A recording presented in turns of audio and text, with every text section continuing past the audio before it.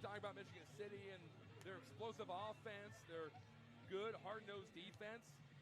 Forgot about that third layer, which is their special teams, and even their special teams was making plays last week.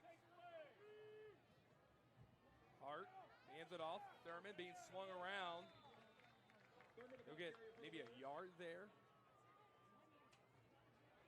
And that's looking like it's going to be the final play of the first quarter. A lot of action with no score. Right? Yeah, if you like a good defensive standstill, this is your game. Yeah, and there's a lot happening. That's the end of the first quarter. We'll be back for the second quarter as you're tuning into the Region Sports Network, the only game in town. Earn while you learn from the best hands in the business. The Bricklayers Allied Craft Workers for Indiana, Kentucky Apprenticeship. That's right, this is a paid apprenticeship. I'm getting an education while learning a trade and getting paid for it. The thing that surprised me the most about this apprenticeship program is the respect I have received after the proper time and training. Classes start soon, so apply now. There are training centers throughout Indiana and Kentucky. We are the Bricklayers and Allied Craft Workers for Indiana, Kentucky Apprenticeship. The best hands in the business.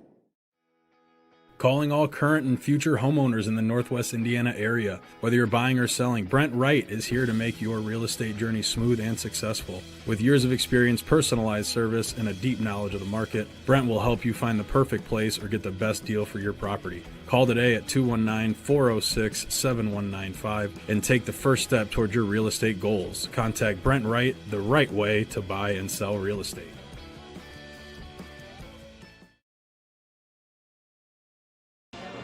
Visit RegionSports.com, Facebook/Region Sports Nation, Instagram, and Region Sports Network YouTube for this week's Home Improvement Top 10 presented by, and again, Berg Exteriors. You can find them on the web at ebergexteriors.com. Andrew Mild with Doug Nelson, and you have two top 10 Edinburgh Exteriors teams, Doug, and certainly looking like it after that first quarter. Yeah, again, I think it's two heavyweights kind of filling each other out. I think we have a lot yet to come.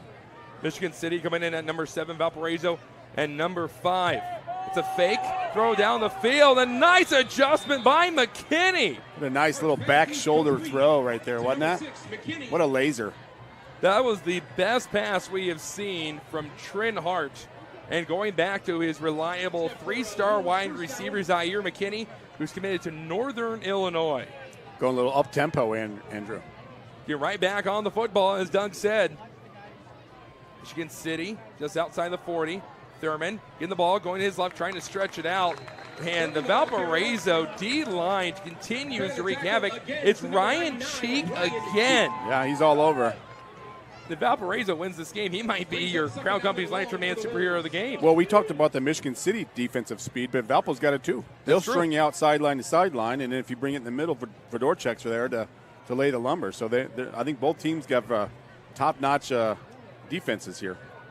An incredibly strong defense we've seen thus far from both sides, but Valparaiso's D-line certainly not making life easy for Michigan City. High throw, and McKinney bringing it down. Are we sure there's not stickies on his hands right now? I think he landed on the football. Yeah. He might have knocked the wind out of him, but how do you guard that? You don't. That's the answer. You just don't. He is 6'4", 205 with a wingspan like that. How do you defend that? And he's big and he's fast. With hands. He runs like a gazelle. He caught that up here. What a play. Northern Illinois is be pretty excited about getting Zaire McKinney pretty soon. Handoff. Going to the right. It's the Michigan City running back, and the carve out to the 39. Ty Lamb, number 11 in that tackle. You got to love how – I like the gang tackle of Valpo. Yes. They swarm to the football. By number 11, Sam Thorgren. Demarion Evans got the carry there. Evans in the backfield still with Trin Hart. Trin Hart made 2 completions to Zaire McKinney. A couple of guys in the backfield.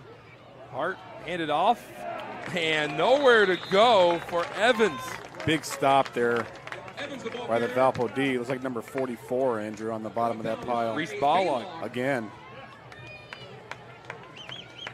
Yeah, that's a name. Been all over the place. 6 tackles last week against LaPorte. Even racked up a sack for Valparaiso. Check out the line, size of the line for for Michigan City. Number 71, 6'3", 315.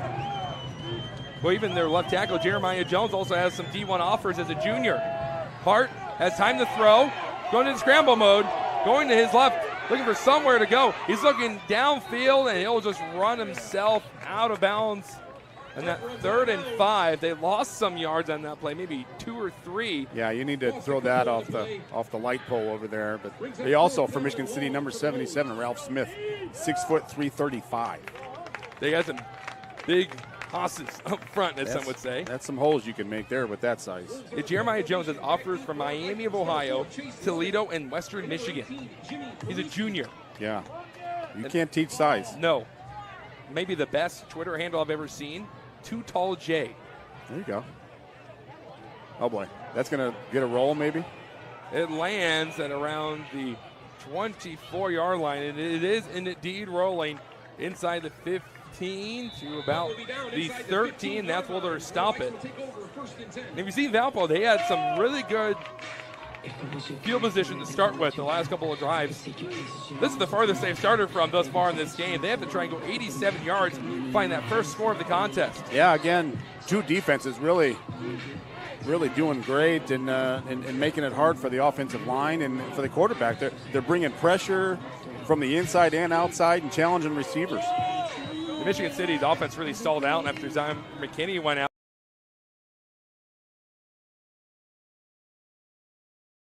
Talked about a lot of times in these games, the fourth quarter has been such lopsided that they really haven't had to have the first team out there or pass the ball. So Mulaski and Shutt in the backfield. Mulaski will hand it off to Shutt. He slides to the left of the line and takes a couple of defenders with him for a handful of yards right at midfield. Yeah, another tackle by Brody Ramirez. He's having himself a pretty good game so far. And at the conclusion of tonight's game, we'll name the Boilermakers Local 374 Blue Collar Player of the Game, brought to you by Boilermakers Local 374. Earn while you learn with Boilermakers Local 374. He's in the hunt right now for that award. He has been disruptive out there for the Lake Central Indian defense. And the junior linebacker entering this game, 35 tackles, 2 sacks, 3 tackles for loss, an interception, and a forced fumble. It'll be a pop pass to Gurnick. He looks to the end zone, so line, but he is twisted. At the 1 yard line.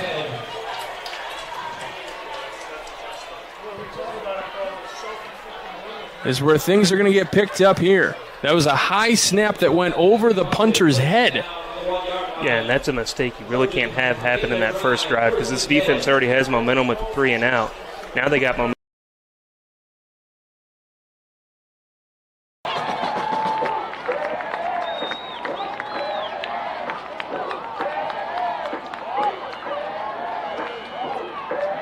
And the Pirates capitalize and make lemonade out of freshly picked lemons.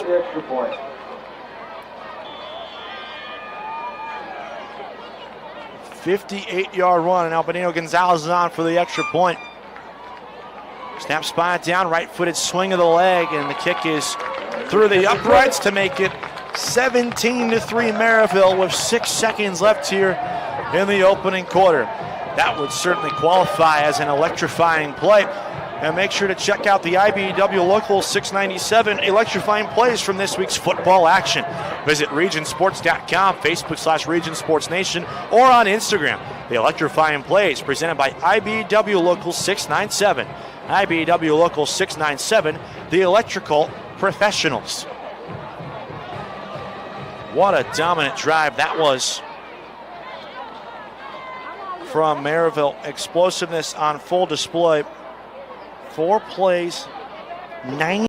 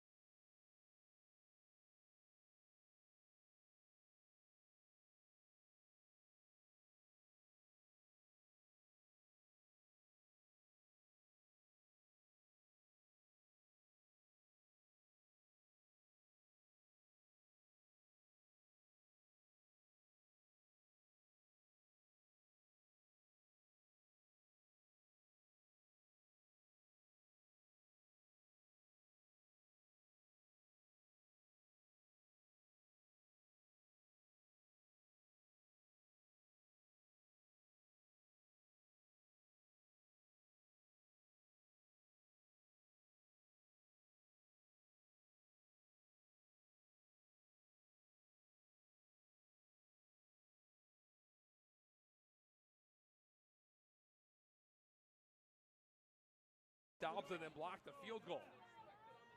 And that's why this game is still scoreless halfway through the second quarter. 3 receivers will line up to the right of Hosick, 1 to the left. It's Sam Bernard on the left. He's been Hosick's favorite intended receiver thus far. It's a fake, and Hosick will take off again, and there's a pack of Wolves that send them back. They're stripping for the ball. There was a fake to Finley. Hosick looked to his right. As we saw, Michigan City plays the screen extremely well. They almost had themselves a pick 6 on a screen ran earlier. Hosick took off. Got maybe a yard or 2 to make it 3rd down and 6 yards to go. 25-yard line. Solid pickup there of 5 yards for Williamson, the senior running back who's been busy in this one. However, it is going to be still 3rd and very long. 3rd and 16. Left hash from Portage's 25-yard line. Keep in mind, the Indians did win the coin toss to further option in the second half. So we'll see if they're able to put up a sustained, methodical drive.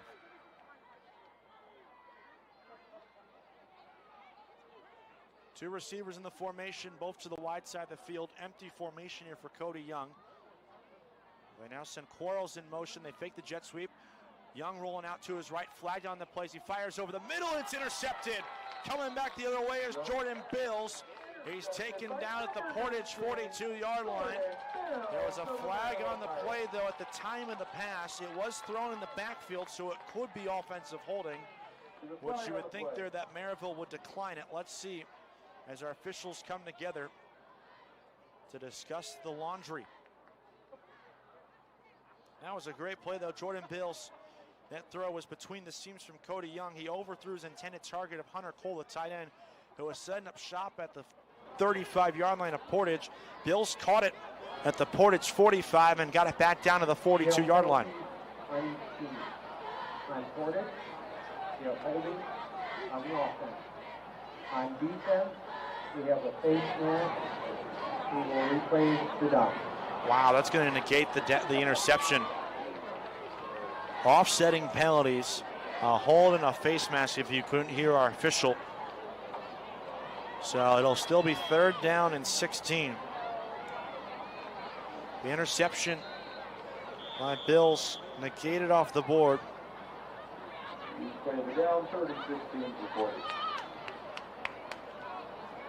So once again now from their own 25-yard line, near those left hash marks, it's 3rd down and 16. Fresh life here now for Cody Young and the Portage offense. Young in the gun, Williamson off to his right hip, 2 receivers split out wide beyond the right hash marks, and this is going to come back. They snapped the ball, but all sorts of motion before the snap from the offensive line, and I believe this is going to drive Portage back another 5 yards. We'll see what our referee says. Flag on the play. RSN snap. Delay of game on Portage. 5 yards. That's going to be a delay of game, not even on false start. You could have called false start there, too, either way. That is now the 3rd delay of game penalty already in the game on Portage. So now from their own 20, here comes 3rd down and 21. High snap. Young collects as a screen out to the far sideline. It's McClatchy has blockers out in front. Bounces off a couple of tackles before he's finally wrestled down right in front of his sideline at the 35-yard line. Not enough for a 1st down, but a very respectable gain of 15 yards on the play. Or 16 yards, I should say. 4th down, 440. And it will be 4th down, and they will bring out the punt unit.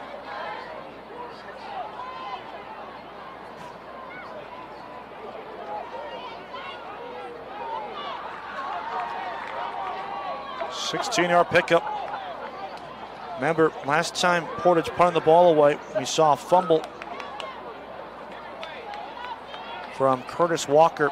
He's the deep man standing inside his own 30-yard line. Cody on the quarterback, boots it away with the right foot.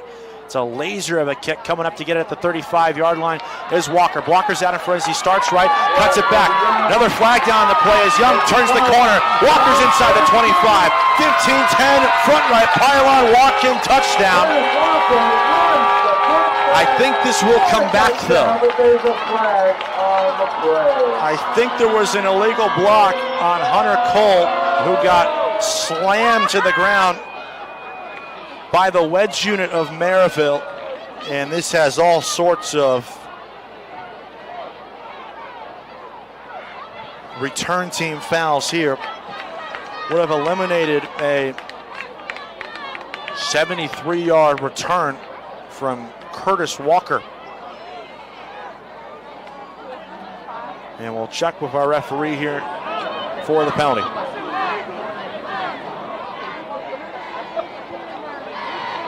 During the red back, we have a blindside block on Marville.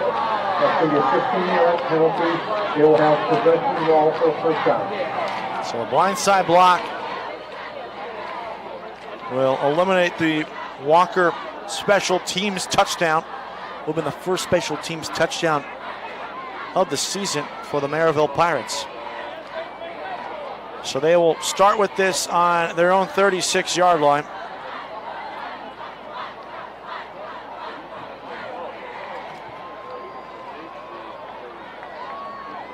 It'll be first down and 10, ball on the right hash. Starting from their own 36-yard. Hill in the gun. Run back off to his right hip, hands it off. J.Q. Johnson into the belly of the defense, lowers his shoulder, breaks a couple of tackles, and he's all the way out to the 49-yard line of Marville. It's a first down, and it's brought to you by Four Seasons Mechanical in Marville. Visit them on the web at fourseasonsmechanical.com. Good pickup there, 13 yards. Another inside run, and that time the edge was set well there by Joe Raines as Johnson takes it to the Portage 49. There was a flag down, though, on the play.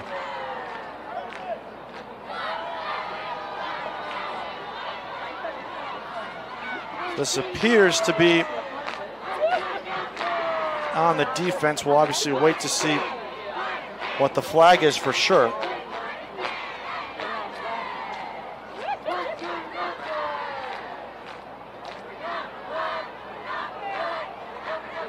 And it will be a holding penalty. Holding. That's on Marville.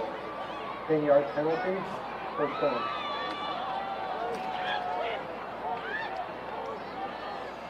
This will drop them back to just 3 yards ahead of what the drive started at the line of scrimmage. 17-3 the score in favor of Marville. 9:46 to play here in the first half. Clock runs now. 5 receivers set here. Empty formation for Michael Hill, the quarterback. Trips off to the right. Motion. And hope they bite on it, but I think they know they're going to be throwing the ball because there's not really a fourth down opportunity here. Trips to the left, 2 trips to the left, now 1 in motion. That's Wish. Handoff is to Govea, who trips up just beyond the 20. So going to be back to that line of scrimmage, and nothing to do for the Chesterton Trojans on that third down play. And that's just Chesterton staying true to their offense. You know, they're a run-first offense. So, again, staying true to it, hoping that you can get that extra 5-6 yards that you need for the first down. Just not able to get it this first go. But, you know, this is a good momentum shift for LaPorte. You know, you started driving, stalled, getting Chesterton to go 3 and out. So now you're getting your offense back out there with a little bit more momentum. So Redmond will punt things away. Short punt, and it takes a bounce for LaPorte, and it stops at the 40-yard line. It actually bounced and then kicked back to the right in the direction of where LaPorte's going to be driving here as they're going left to right from our vantage point. So taken down at the 40-yard line. This is going to be really good field position for LaPorte here to start things up. Yeah, sometimes the best punt return is those ones that you don't even have to return. Ball bounces back, get a nice little friendly bounce for yourself. So they're going to start pretty much the deepest they've been in Chesterton territory tonight.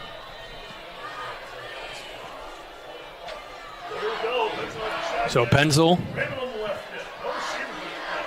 Takes the snap, handoff to Raymond, who's trying to run out to his right, and he is stopped immediately. First one in there on the stop looked to be trying to find him on my list here. Back to the line of scrimmage. I think if I'm Lake Central here, I might try and chuck one into the end zone here. 40 seconds and counting as the Indians get the play in, looking to make it to the line here. 3rd and 7 from the opposing 40. Reddick back to pass. Throws deep to his left, looking for Issa, and it's intercepted. But there are a couple of flags thrown, as that will be an obvious pass interference call, as Issa was tackled by the opposing defensive back. Man, it looked like an inadvertent whistle stopped the play. Right. Even though there's a flag on the play, Crown Point could still return that. I believe that was Summers with the would-be interception, but the safety had Issa wrapped up, and as he was turning to try to make an attempt. That was nice of the officials to blow the whistle there, and it saves Lake Central some time on the clock. So we'll get this all sorted out. Pass interference on the defense. But even though there's a penalty, I don't understand why. You're supposed to let them play, right? Let the play continue until it. All right, somebody correct me if I'm wrong, but you'd let the play run out and not stop the clock. So that'll be 19.9 seconds remaining. It'll be 1st and 10. And then Coach Buzia on the other side's like, all right, why did you guys stop the clock? Yeah. Why did you blow the play dead? So 1st and 10 from the 25 of Crown Point's. Four Seasons Mechanical first down. Reddick looking right to pass, scanning his options, floats one to the end zone. It's a step ahead of his intended receiver. That was Rodden. Boy, if he just puts a little bit more air under that, it was the right spot to throw it to. But if he'd have just put a little bit more air under it, that might have been a touchdown right there. It was a great throw. Just give the receiver a little bit more of a chance to get that catch. 2nd and 10 for the Indians. 15 seconds to play, trying to use this remaining time to find a way to the end zone. Trips to the right, one receiver close by to the left. Turley behind Reddick. 4 seconds on the play clock. The snap to Reddick. Fakes the screen to his right. Throws one to the end zone, and it's short of Issa. Incomplete. And Reddick right there did not step into his throw. He was throwing as he was falling backwards, anticipating the defense getting to him, and he had a clean pocket, should have stepped up into that throw again. More air under it would have been a perfect pass. So the incompletion only took 6 seconds off the clock, 9.9 seconds remaining.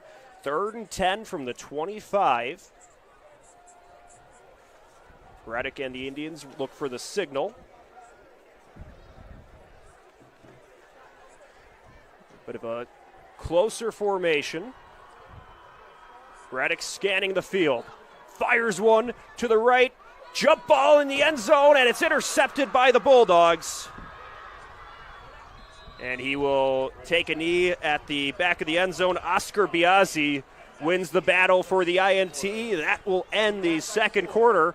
It's halftime here at Lake Central, and the visitors from Crown Point lead the Indians 21-0. We'll have the Commissioner's Quarter coming up. Following that, some more halftime analysis, getting you ready for the second half.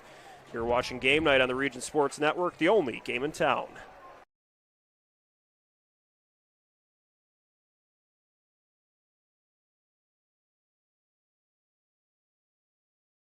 And disrupted the play.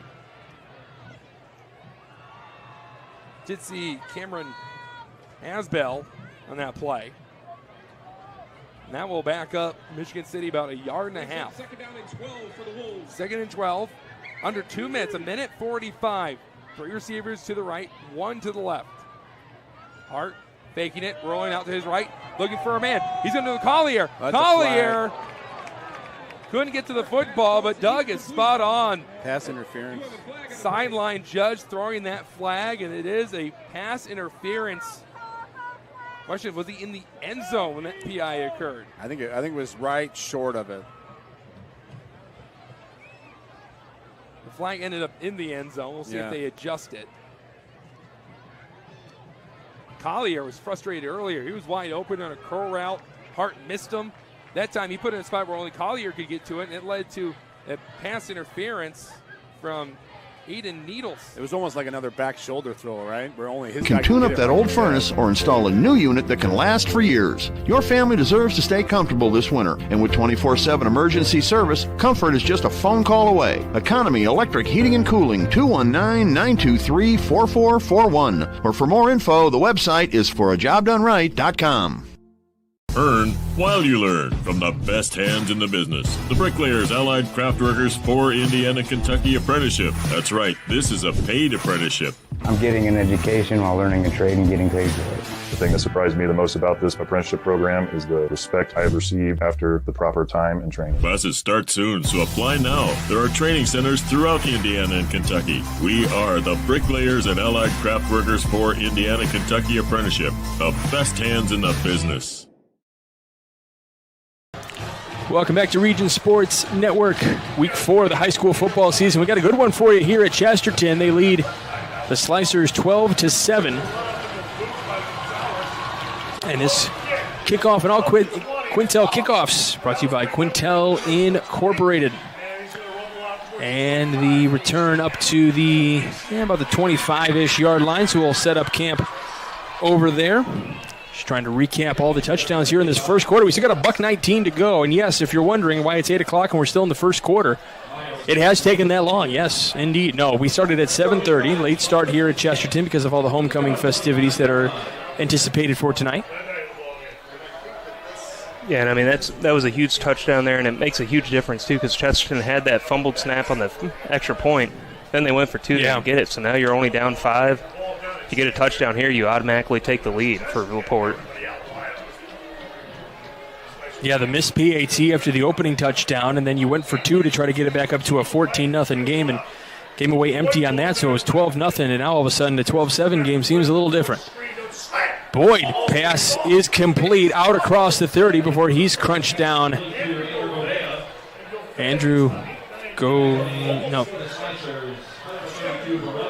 Yep, there was Andrew Govea, beg your pardon. Good job by Govea there, hanging on to the ball. He got hit right away as he was coming down with it. But, great play call there, too. Fake the screen, slant was open. Now you're getting a second and short. You won't see Chesterton throw the ball a ton, but they have been efficient with it so far. So Boyd with wish in motion.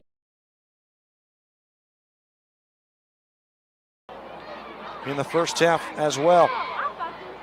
He goes in motion here. They fake to get to J.Q. Johnson. Johnson out there blocking for help, trying to find that left sideline. He around the line of scrimmage, and he gets 1 yard on the play. Very minimal gain. That was well done. The Portage left side of that box really set the edge there and forced a east-west battle rather than a north-south battle. And it actually is for no gain. They say that Hill did not stretch out the football across the line of scrimmage. It's better than a loss, obviously. Here's 2nd down 10. Left hash from the 39-yard line. Play action. Sprinting back behind midfield. Hill gets his. He throws the jump ball. Coming back to make a catch on the right side. Hash marks is Walker. Walker's inside the 30. 25, and he's finally tripped up inside the 20-yard line of Portage. That had interception written all over it. Curtis Walker comes out of nowhere, leaps up, makes a phenomenal 50-50 ball catch, and turns upfield, and somehow turns it into a positive gain. It's another Four Seasons Mechanical first down, brought to you by our friends at Four Seasons Mechanical in Marville. Visit them on the web at fourseasonsmechanical.com. That one is good for 20 yards. 1st down and 10 from the 19-yard line. And we have an official timeout as a member of the Portage secondary is down.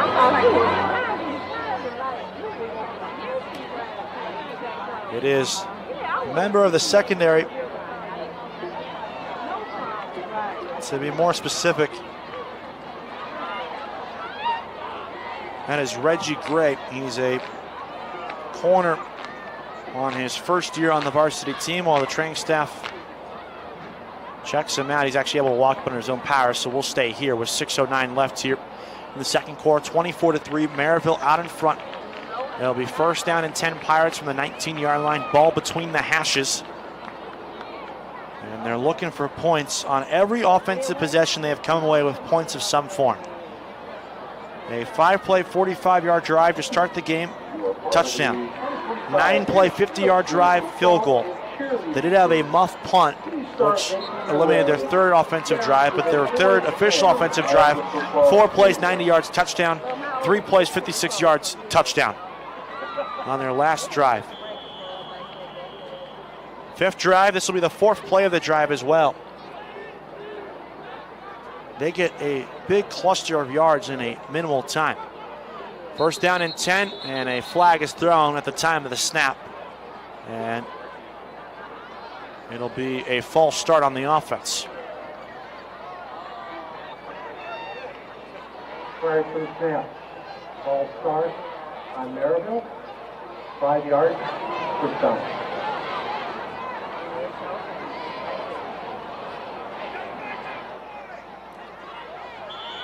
So the Pirates will be backed up to the Portage 24, still split between the hashes. First down and 15. It's an outside run there. J.Q. Johnson spun out of a tackle, gets out of a second tackle as he now angles back left, heads up field, and he's taken down behind the line of scrimmage. It's a 2-yard loss, but it could have been worse. First defender was there at around the Marville 36-yard line, so now here comes second down and long.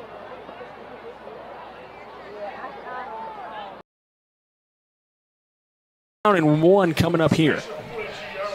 I mean, he is just a power runner. Defense is making contact with him. It's just he keeps on moving. Yeah, he doesn't stop. It's hard to bring down a guy whose feet just keep on rolling. 10:30 to go here in the half.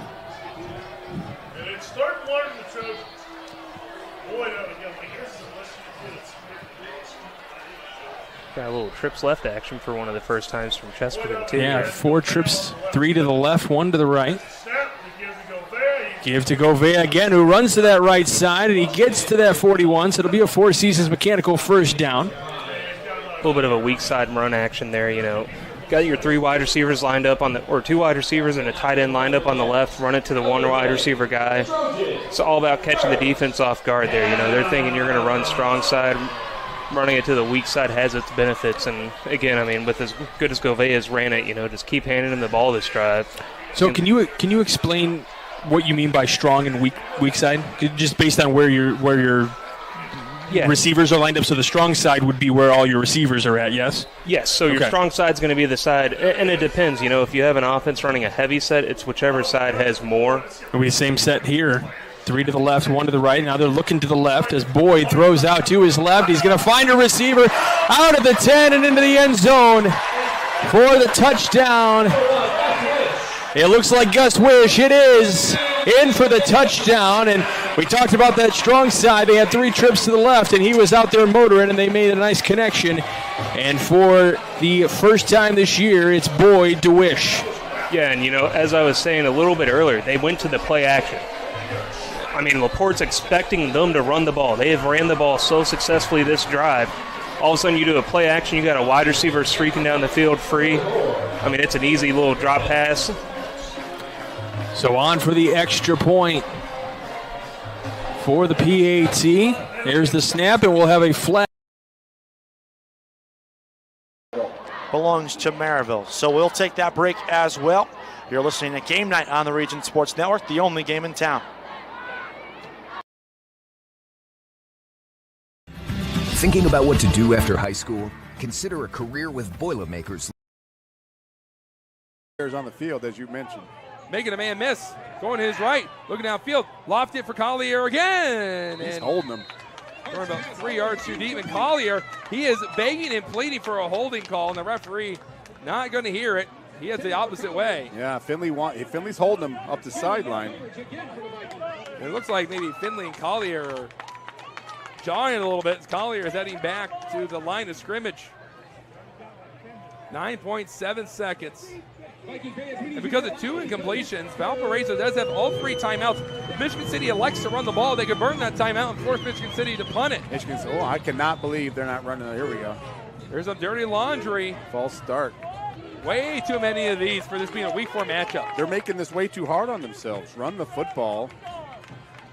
They have to run the football here, Andrew. They're giving Valparaiso time on the clock. Well, there's a few times where I'm surprised that Trent Hart didn't try to just take off there, and even he gets tackled, right? Maybe gets 2 or 3 yards, and you eat up a Valpo timeout. Exactly. Instead, Coach Bill Marshall on the green sideline has been pretty ecstatic what he's seen the last 2 plays. Yeah, he's backing up his secondary. Looks like he got some outfielders. There's the draw. Here we go. It's a handoff. And that was a long run. And Valparaiso not going to use one of those timeouts. They're going to let the clock run out and let the first half end. Here we go. It was a heavyweight bout, middle of the ring. Both teams. LaPorte was starting to shift the momentum, and Chesterton took it right away from them, driving down that field and scoring. Trying for a big return here up to the 30 and trying to break his way through up to the 40. We do see some laundry on the field. So we'll see how this one plays out in just a moment. I'm going to attempt to get a little innovative here while we're in our broadcast location. So bear with me here. I'm going to be messing with a few things. Make things a little easier for us.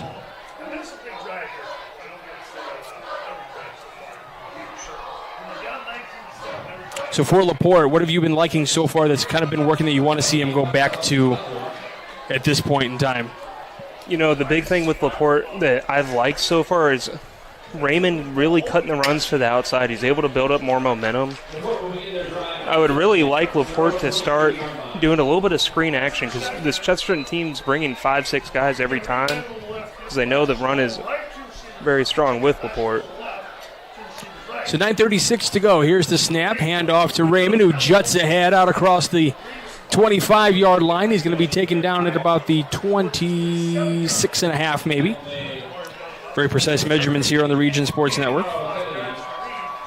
Yeah, you know, and they're sticking to the run game. You know, I know it can be hard, especially when you're down 2 scores, but the run game has been so successful for you as LaPorte.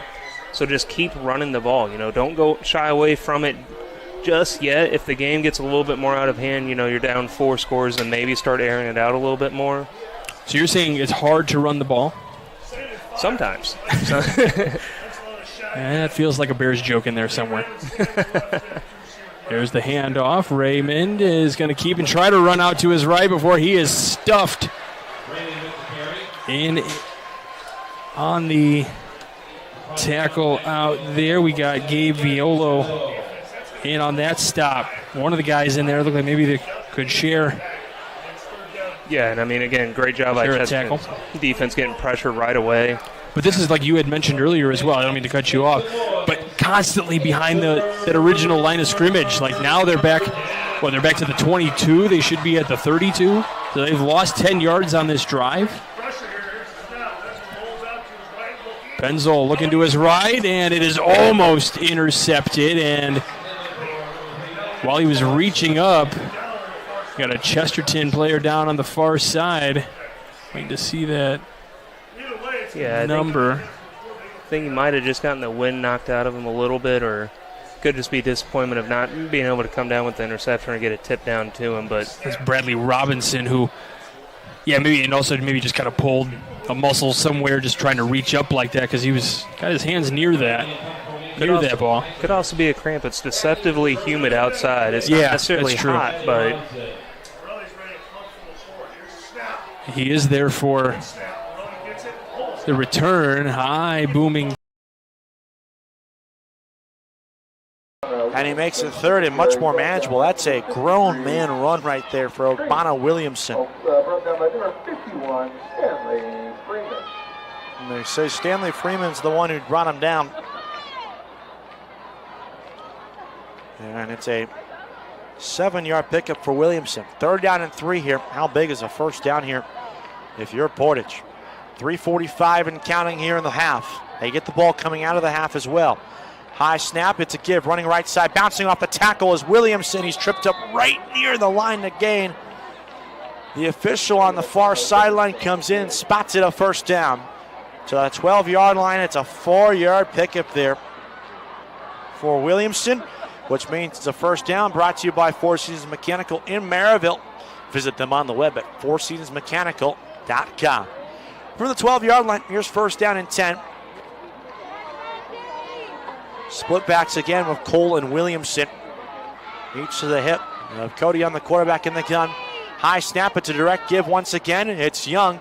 Breaking tackles Williamson across the 20s, across the 25, and gets a big push. Nearly breaks out of a third tackle, a little bit off to the races. But Josiah Horton sends him to the ground at the 32-yard line. It's another Four Seasons Mechanical first down. Brought to you by our friends at Four Seasons Mechanical in Marville, your Northwest Indiana heating and air conditioning specialists. That run, by the way, was good for 20 by Williamson. Clock still running. They're trailing 24-3 here in the waning moments of this first half. Two tight end look here. Both of them in the backfield. Inside run, outside the right tackle, and spinning his way to the 38-yard line goes Stephen Johnson, rather. 5'6", 165-pound junior getting his first touches of the day. Good for 6 yards. Second down and 4 now. Ball on the right hash from Portage's 38-yard line. Moving right to left here in the second quarter. Split back look again. One receiver out to the far sideline. Inside run there, Hunter Cole, and he's gobbled up behind the line of scrimmage. And Marville will burn their second timeout. It's a 1-yard loss as the tight end was trying to get involved in the run game yet again. 2:16 left to play here. We'll take a break. This is Game Night on the Region Sports Network, the only game in town. Four Seasons Mechanical proudly serves Northwest Indiana, providing quality, reasonably priced, reliable service. With a quality and comfort guarantee, the professionals at Four Seasons Mechanical offer a wide range of services in heating, ventilation, and air conditioning. Whether it's residential or commercial, Four Seasons Mechanical is there 24/7. To find out more, the website is fourseasonsmechanical.com or give them a call at 2.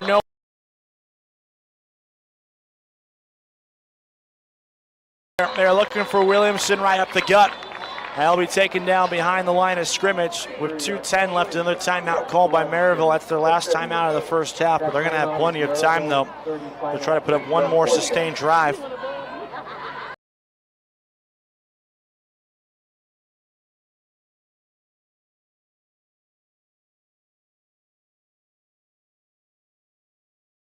The fumble recovery for the touchdown, and big plays for LaPorte as well. Yeah, I mean, I think that fumble recovery for a touchdown really set kind of the tone in the first quarter for a little bit. You know, it was 12 points within a matter of maybe a minute back-to-back. You know, it's hard seeing 12 points hop up on the board in a minute. But in the same breath, you know, Govea's having a good game of just running the ball. LaPorte, again, just focus on the run. You know, it's not, game isn't out of hand. You can still come back in this game right now. Keep doing what's working for you. Striker Van Til Hometown scoreboard update. Valpo, Michigan City all tied up at 7 at the half. Maryville up on Portage 24-3 in the second quarter. Did see Lowell was up on Hanover in their game. Boyd tucks, looking to run, and he is going to get stopped and taken down in on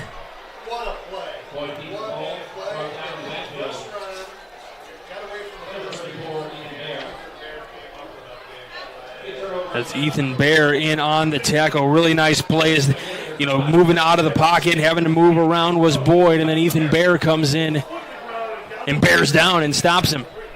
Yeah, great play by the defense there. And, you know, we mentioned it before. I know Boyd had, I think, negative 20 yards before this game. I believe a lot of them were for sacks. And, you know, that's huge for LaPorte. That's only their second sack of the year. So huge for them, and that's a huge fourth down stop because now you get the ball with shorter field position than what would have been. Nothing to do on that play on first down. It looks like there the guard was pulling, the defensive tackle. I can't tell if he's lined up on the left side of the guard or if he's head up on him. But, I mean, he did a good job of following the guard as he was pulling, got away from the block coming down on him. Just follow the puller. If you see a lineman disappear, sometimes it can be terrifying as a defensive lineman because something's coming. So at this point in the game, are you kind of looking, if you're Laporte, are you wanting to kind of milk the clock down so that way you kind of have the last possession of the second quarter, or you want to score quick and maybe get the ball back? I think you milk it down, wear out this defense. Looking to air this one out, finding his receiver just off the fingertips here for Laporte, just for Blash. Man, just off those fingertips there. That would have been an electrifying play by IBEW, that's for sure. Yeah, I mean, that would have been a very big play, big momentum shift for him. And we talked about milking the clock out, but at that point, if you hit a big play like that, you want to score faster. Yeah. You really want to get the ball back. But now it's 3-14 again. The line of scrimmage behind the original mark for the Sticks. It seems to be the commonplace here for Laporte in this one, unfortunately for the Slicers. But 4:40 to go, trying to get a score going here, or at least some momentum going on their side. Be a big pickup if they can get a first down here. Penzo looking to throw. He's running to his right, and he is going to get stopped. And in,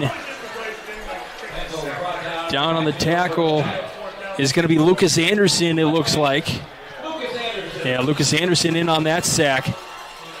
He is just all over the field today, getting a sack, has a fumble recovery for a touchdown. I mean, he is just after it tonight. Tell you what, you're making me look bad. You got the fancy. Mechanical in Marville. Visit them on the web at fourseasonsmechanical.com.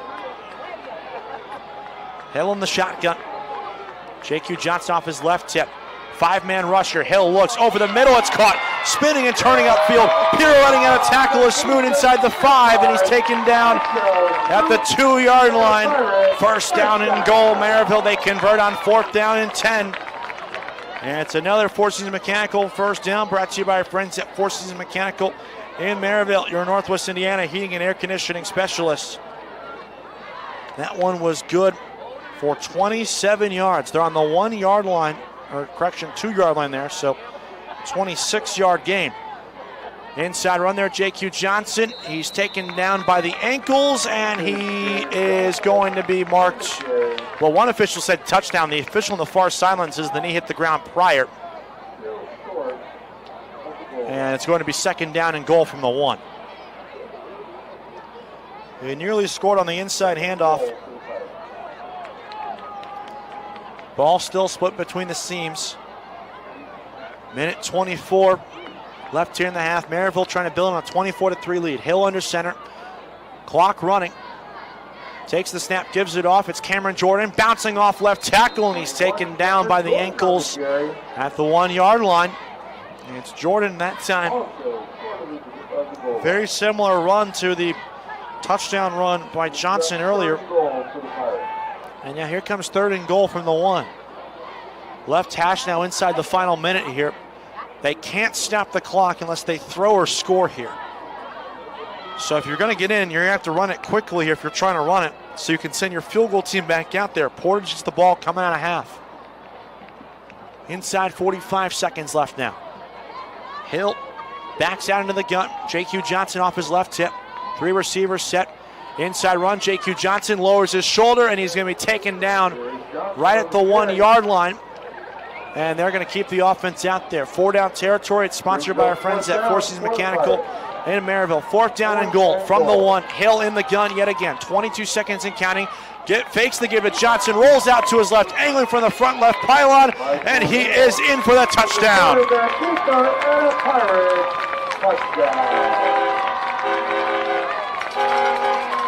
Beautiful design play there. He faked the inside run to J.Q. Johnson, who was trying to run between the tackles. He bootlegged out to his left and walked in right by the front left pylon. And with 14 seconds left, Marville looks to make it 31-3. It's 30-3 as it stands. Benito Gonzalez on for the point after try. And they only had 10 guys out on the field.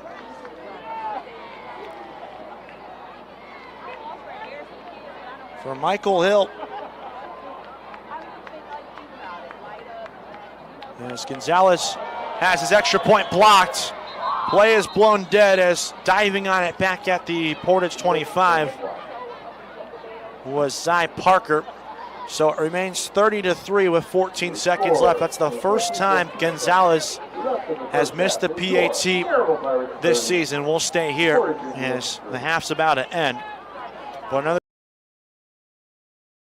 They take over at the Crown Point 23-yard line. Reddick hands it off to Turley. He will rumble forward to the right side of the line before there's a lot of red helmets able to get to him, but no gain on the play. Up front for the Indians, Lucas Rocky, Matt Kafka, Colton Mines, Will Sandoval, and Jace Luther make up the offensive line. Logan Rodden, Xavier Green, and Hamza Issa at receiver. Andrew Koszelski at fullback, Jacob Turley at running back, and Cameron Reddick at quarterback for the home team from Lake Central. Yeah, on the tackle, number 54, Amir Plowden stuffed him right at the line of scrimmage. 2nd and 10. See if the Indians go to the air.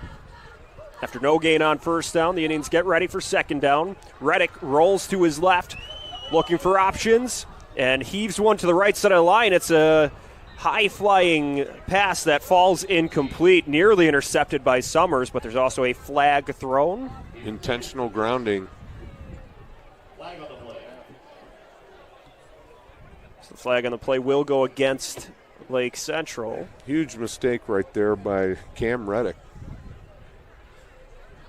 So that'll make it a bit of a tougher situation here. So you get the ball in the 23 and... What do? You go backwards. Oh, ineligible receiver, huh? So it'll be a 5-yard penalty, making it 15 yards to go to the sticks for the Indians. About 11:08 left in the third quarter. 2nd and 15. Lake Central will send 3 receivers to the left, 1 to the right. Turley's behind Reddick in the pistol. Bulldogs showing some pressure at the line. They always bring some heat. Reddick drops back to pass. Fires one deep to the left, looking for Issa at the goal line, and it drops a step in front of him, incomplete. Yeah, as Issa was looking over his shoulder, it seemed like he started to slow down a little bit. He's got to accelerate and go through that ball. Cam Reddick threw it right to where it needed to be, outstretched, and he had the defensive back beat out there for the Bulldogs. Oh, well, just poor route running right there by Issa. Just, when you're looking over his shoulder, you really got to accelerate and look, keep running. He seemed to just slow down just a half a step, and that's how far the ball is overthrown. So the third down, or the incompletion, makes it 3rd and 15 for the Indians. I say, you know what, you got about 5 or 6 yards right here. Go for it on 4th down. Trailing 21-0 in this game, and there will be a whistle as the play clock runs down to 0. Timeout taken by LC. So we will get ready for this anticipated 3rd down play, as Mayor Pete Land and the Crown Point Pace Department are proud to support Crown Point Bulldog Athletics and say Go Bulldogs. Crown Point remains dedicated to preserving history, celebrating everyday life, providing the best in city services, and encouraging smart growth. Mayor Land and the Pace team invite those 21 and older to Bulldog Park on September 13th for the city's Wine Fest. Enjoy samples from dozens of vendors, small bites, and live entertainment from the Moods and Frank Rivoli. For tickets, visit crownpoint.info/winefest. Sounds like a good time. Temperatures dropping here in St. John. The Friday night forecast is brought to you by our friends at Economy Electric Heating and Cooling. It's 71 degrees and windy here in St. John. Yeah, you can hear the wind blowing through the crowd, Mike. Trying to move it on down. Either way, it's a big pickup for LaPorte, especially because the ball was not caught. And it stops the clock, too, for Yes, them. it does. So at the 37-yard line now. Penzel running to his right, looking for a man. He's going to tuck and run, and he's going to get stopped at the 35-yard line. So second down coming up here. Port's going to go ahead and call a timeout since he wasn't able to get out of bounds. Stop the clock a little bit, give them some time to really sit in this timeout and get their play together. So at this point here, with $1:04 left to go in the half, obviously they want to hold on to this and not give Chesterton any time to potentially get a score here before the half. So we've seen a lot of passes here recently. Haven't seen Raymond doing a lot of running. Would you look to maybe run here on 2nd and 8 just to keep the clock moving a little bit and then make your chance to the end zone? So if I'm Laporte right now, I might actually do a draw play because Chesterton at this point, you've gone past back-to-back. They're going to expect you to keep throwing the ball with just a little bit over a minute left. So maybe look out for kind of a draw play here, but also I do like the call to run the ball because we've seen Raymond break off, a good 7-8 yard gain. And the good thing is, too, with high school football and college football, once you're under 2 minutes in the first half, second half, clock stops when you get the first down. Correct. So, it gives your offense a chance. If you're on Laporte's sidelines right now, you're probably saying, no matter what this play call is, if we get a first down and we don't get out of bounds, this is your next play. Get on the line, get ready to go. So from the right hash, 3 trips to the left for Laporte, 1 to the right this time. 2nd down and 8 coming up here. Here's the snap. They're looking to throw. Penzel stays in the pocket, throws to his left. Pass is complete. Just shy of the 20, but it'll be good for a first down. The pass is caught by Mazer. And then they're already running up. They already had that second play call ready. Just as you called, partner. Again, 3 trips to the right. Looking to throw. Off to the right again. Pass is caught up the middle. Tackle just shy of the 10-yard line. And now they're going to call the timeout. Pass is caught by Quinton McSellis, the sophomore receiver.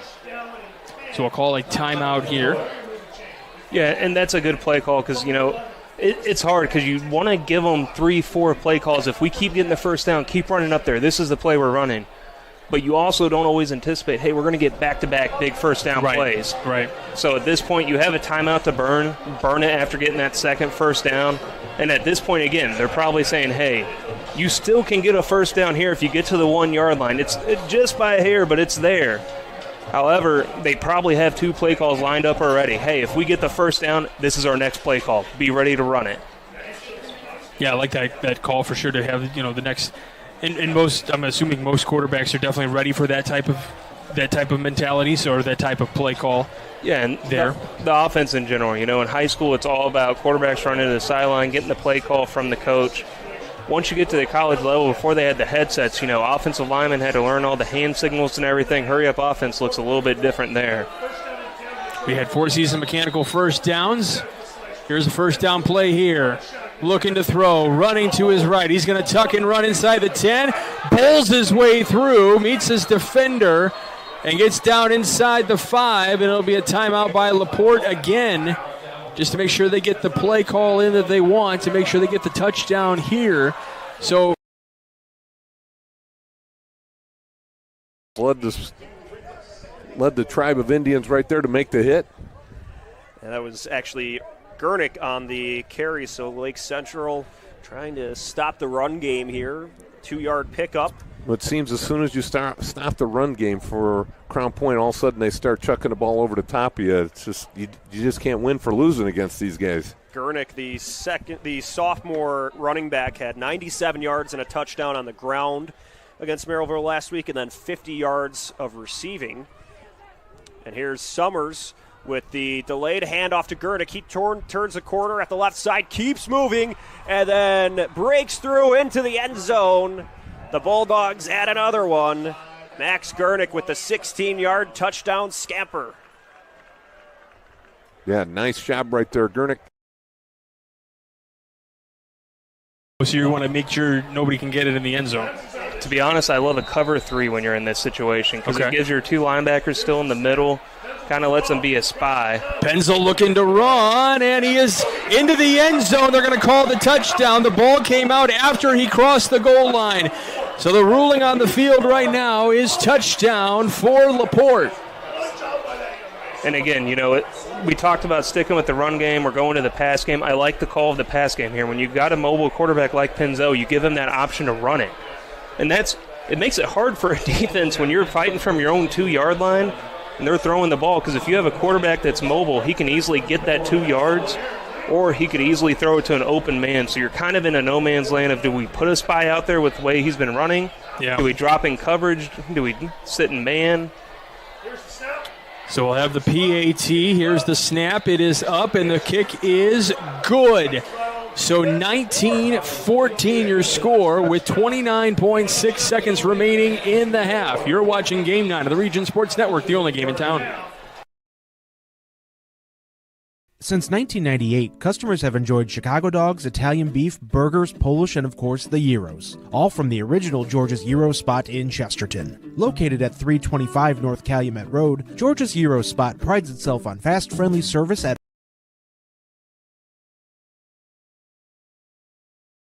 sense. The ball never got off the turf. A little hop there, didn't he? 3 receivers lined up to the right of Kellen Hosek. Hosek did a lot of running in that first half. He'll fake it. He'll run it himself, and he gets hit hard. Another big hit by a Michigan City defender. Number 24. It looks like that's Gear in the backfield. Chase Gear. There was a Cooper Gear, correction. Wildcat look, is that what you're saying? That was interesting. Again. Yeah, it is. Because Hosek is coming here live as a wide receiver. Cooper Gear and the Wildcat. 3 receivers to the right of Gear. He'll take it himself, going to his left, and a defender running up and making the tackle is Anthony Gibson for Michigan City. Real quick, I got a couple things. Number one, what this does is it gives Michigan City one more thing to worry about. That's true. On film, come sectional time. Number two, I thought about this earlier. Anthony Gibson, I wonder if he's relation to Tracy Gibson. Tracy Gibson was this before your time. I'm showing my age.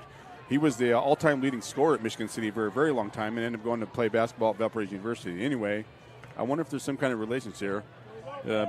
Being Gibson being a Michigan City guy, and as a matter of fact, I think Tracy wore number 24. Hosek.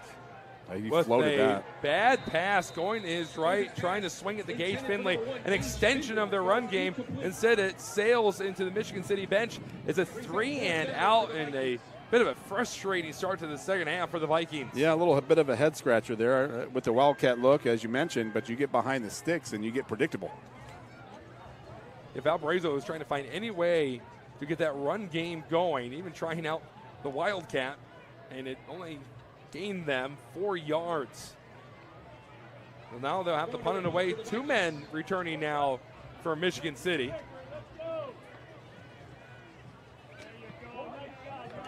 Fontnar kicks it away, lands on the 30, and rolls out bound by the 31. So 3 and out for Valparaiso. We're tying at 7 apiece, 10:24 to go in the third quarter. Here comes the Michigan City offense. Nice 3-and-out there by the Michigan City defense, though, huh? I mean, they were keying, and they saw Gear in the backfield with the Wildcat look, and they filled the box. And they've been doing that for the last couple of weeks. They are really excited how that's been working for them. And if they get this offense exploding again and find Zaire McKinney, who knows? Michigan City could be leaving Valparaiso the talk of the Doolin Athletic Conference. Yeah, they're explosive, and like we said, they're senior heavy. So now's the year for Michigan City. Hart's going to throw on the first play. Go deep over the middle, and that is going to be intercepted. McGee playing back as a safety, brings down the pass from Trent Hart, and Valparaiso, one play, their defense heading off the field, and here comes the offense once again.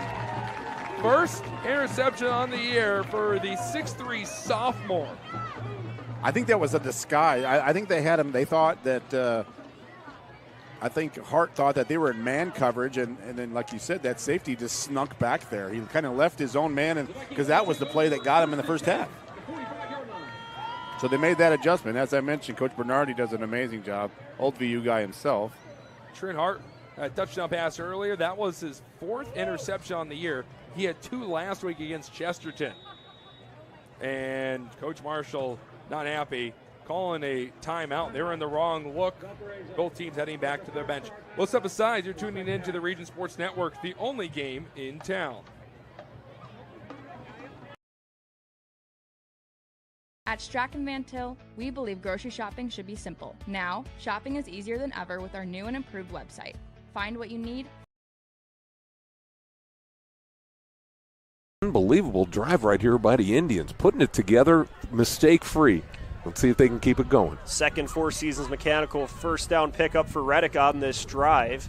5:43 remaining, and this one will be read well by the Bulldogs. They drop Ramirez behind the line of scrimmage for a loss. Mark Gonzalez, the first red helmet to get to him. Yeah, Gonzalez looked like he was in a huddle because he knew exactly where that ball was going, and Reddick had no choice to hand that off. Gonzalez was right there, and he couldn't read it one way or the other, and boom, he handed off, and Gonzalez read it great. Gonzalez, another one of those multi-year starters for the Crown Point defense, shows the experience there. So now Reddick and Turley in the backfield, just over 5 minutes to play. It's 2nd and 14. 8 seconds on the play clock. Looking for the snap. Surveying his options to the right side of the field. Floats one to Issa, and he drops it. Issa was turning to go downfield, and the ball just slipped out of his gloves and hit the turf. Incomplete. It's Green, the intended receiver there, and that's one that the Indians probably wish they had back. Oh, yes, definitely. He had the first down. All he had to do was cradle it in, and he had the first down and then some. Again, a couple times receivers, one on each team, has decided to run before they had secured the ball. Makes it 3rd and long here from the 30. They need 14 yards for a new set of downs. Turley behind Reddick in the pistol. One receiver to the left. Reddick's rolling right, pump fakes, looking for the screen pass to his tight end. He's going to turn it upfield, lowers the shoulder, but Koszelski picks up a chunk of yards for the Indians to make it 4th and about 8. We'll see what they can draw up here. You're almost certainly in Four Seasons Mechanical 4-down territory. Yes, you are. I'll tell you, right there, Logan Rotten, number 3 for Lake Central. If he was able to sustain his block on that screen pass, he was the defensive back out there, was the only man out there to make the tackle. He could have at least picked up another 5 or 6 yards, make this 4th down and manageable. 4th and 8 from the 24. Reddick rolling right, running out of time. Heaves one to the right side, and it will go incomplete. Well defended by the Bulldogs. Just couldn't quite make the toe tap catch at the sideline. He was looking for Verda, and that will be an incompletion and a turnover on downs. Well, I've got to say, I'm shocked by the Lake Central offense right there. That was probably the best drive I've seen them have against a quality opponent versus Grand Rapids or Crown Point here. It's caught, and the receiver's pushed out of bounds. The chains went down, and what a great route. Yeah, trying to think who that is. That might have been Parisi. Looks like that's who emerged from the quagmire on that far side. Yeah, James Parisi. He's short about half a yard. That 4-down territory, they're going with the old-fashioned tush push. The Eagles will be proud. Oh. But it looked like it might get pushed back. Hosek got out of it. I don't know. Look where they marked him. They marked him short, Andrew. They didn't give him the second effort? I don't think they did. Maybe the late adjustment here from the referee.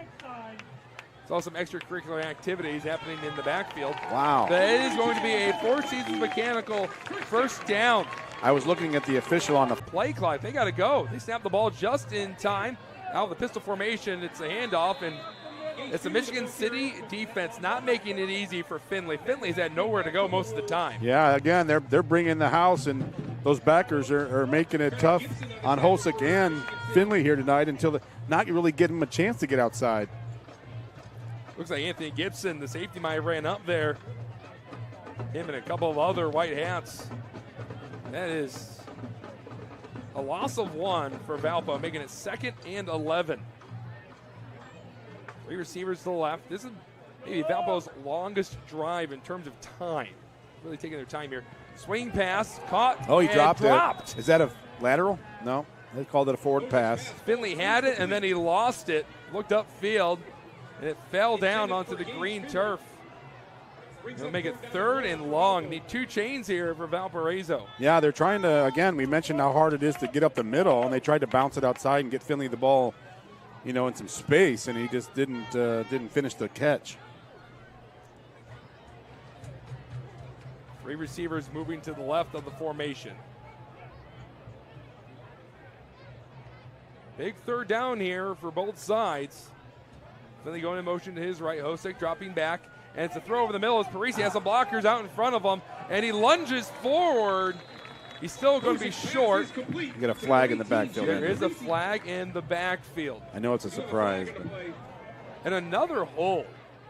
He's putting himself in really bad position here.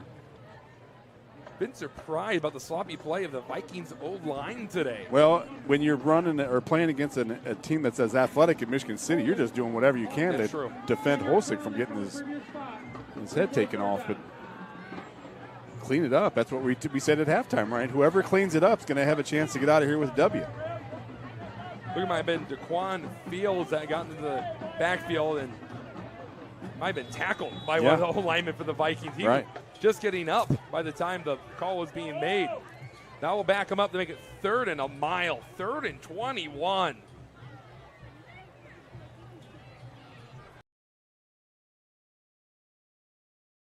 Touchdown of the day on the reverse. Takes it a long way from the opposing 24, 76 yards for the touchdown. Boy, he just accelerates once he gets into that secondary, and nobody within a good 5 to 10 yards of him. Smith, like you said, Leo, with his 2nd touchdown of the game. He's in the contention for the Crowell superhero of the game, Crowell Lantern Man superhero of the game. This one occurs with 3:41 remaining in the 3rd quarter. Makes it a 34-0 lead for Crown Point, awaiting this PAT from Oliver Brewer. Colton Brown with the snap. Cooper Mulaski will attempt the hold.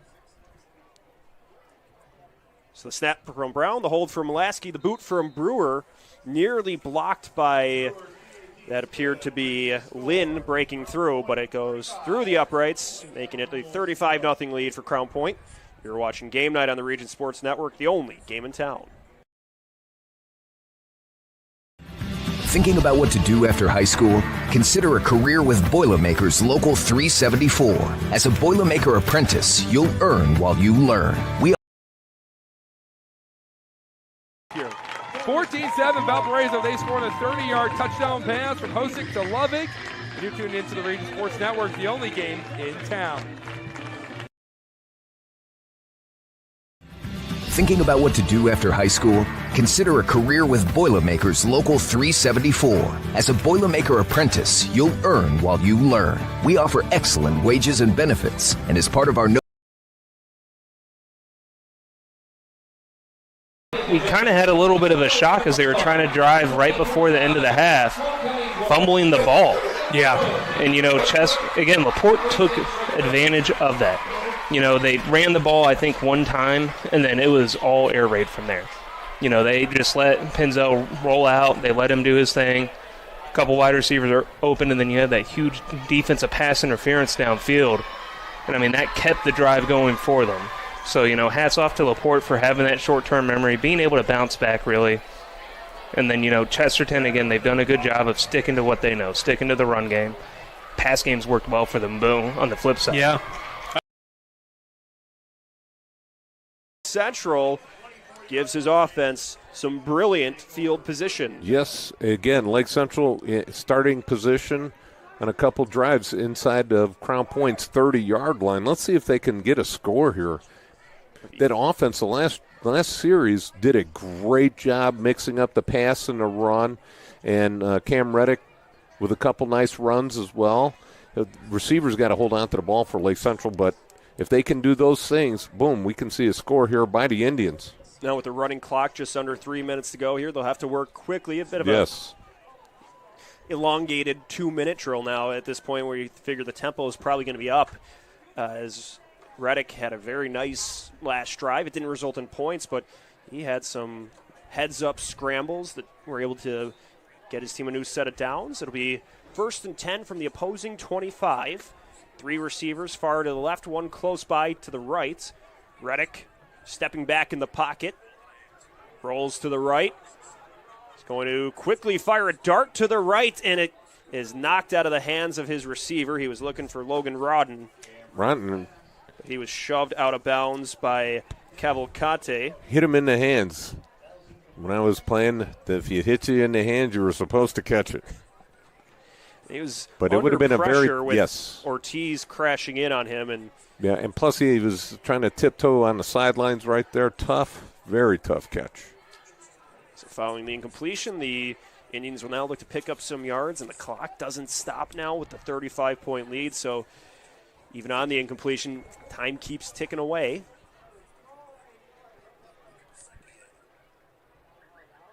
Reddick fakes the handoff, throws a screen to his right, and he skips it. It bounces to Issa, so another incompletion. I think this, for Lake Central might be some time to put in Wes Lalich, the sophomore. We saw him a little bit in the Catholic Central game in some of those passing situations. Yes. But Reddick definitely gives that scrambling ability. Oh, yes, 100%. Plus, do you really want to throw a sophomore out there against this against the crazy defense? First-string defense from Crown Point. This is a senior-heavy defense with Gibbs, Gonzalez, a lot of players that have been Van Tykelt starting for multiple years, experienced some deep playoff runs. Play action look, quick strike pass, and it falls in and out of the hands of the tight end, Koszelski.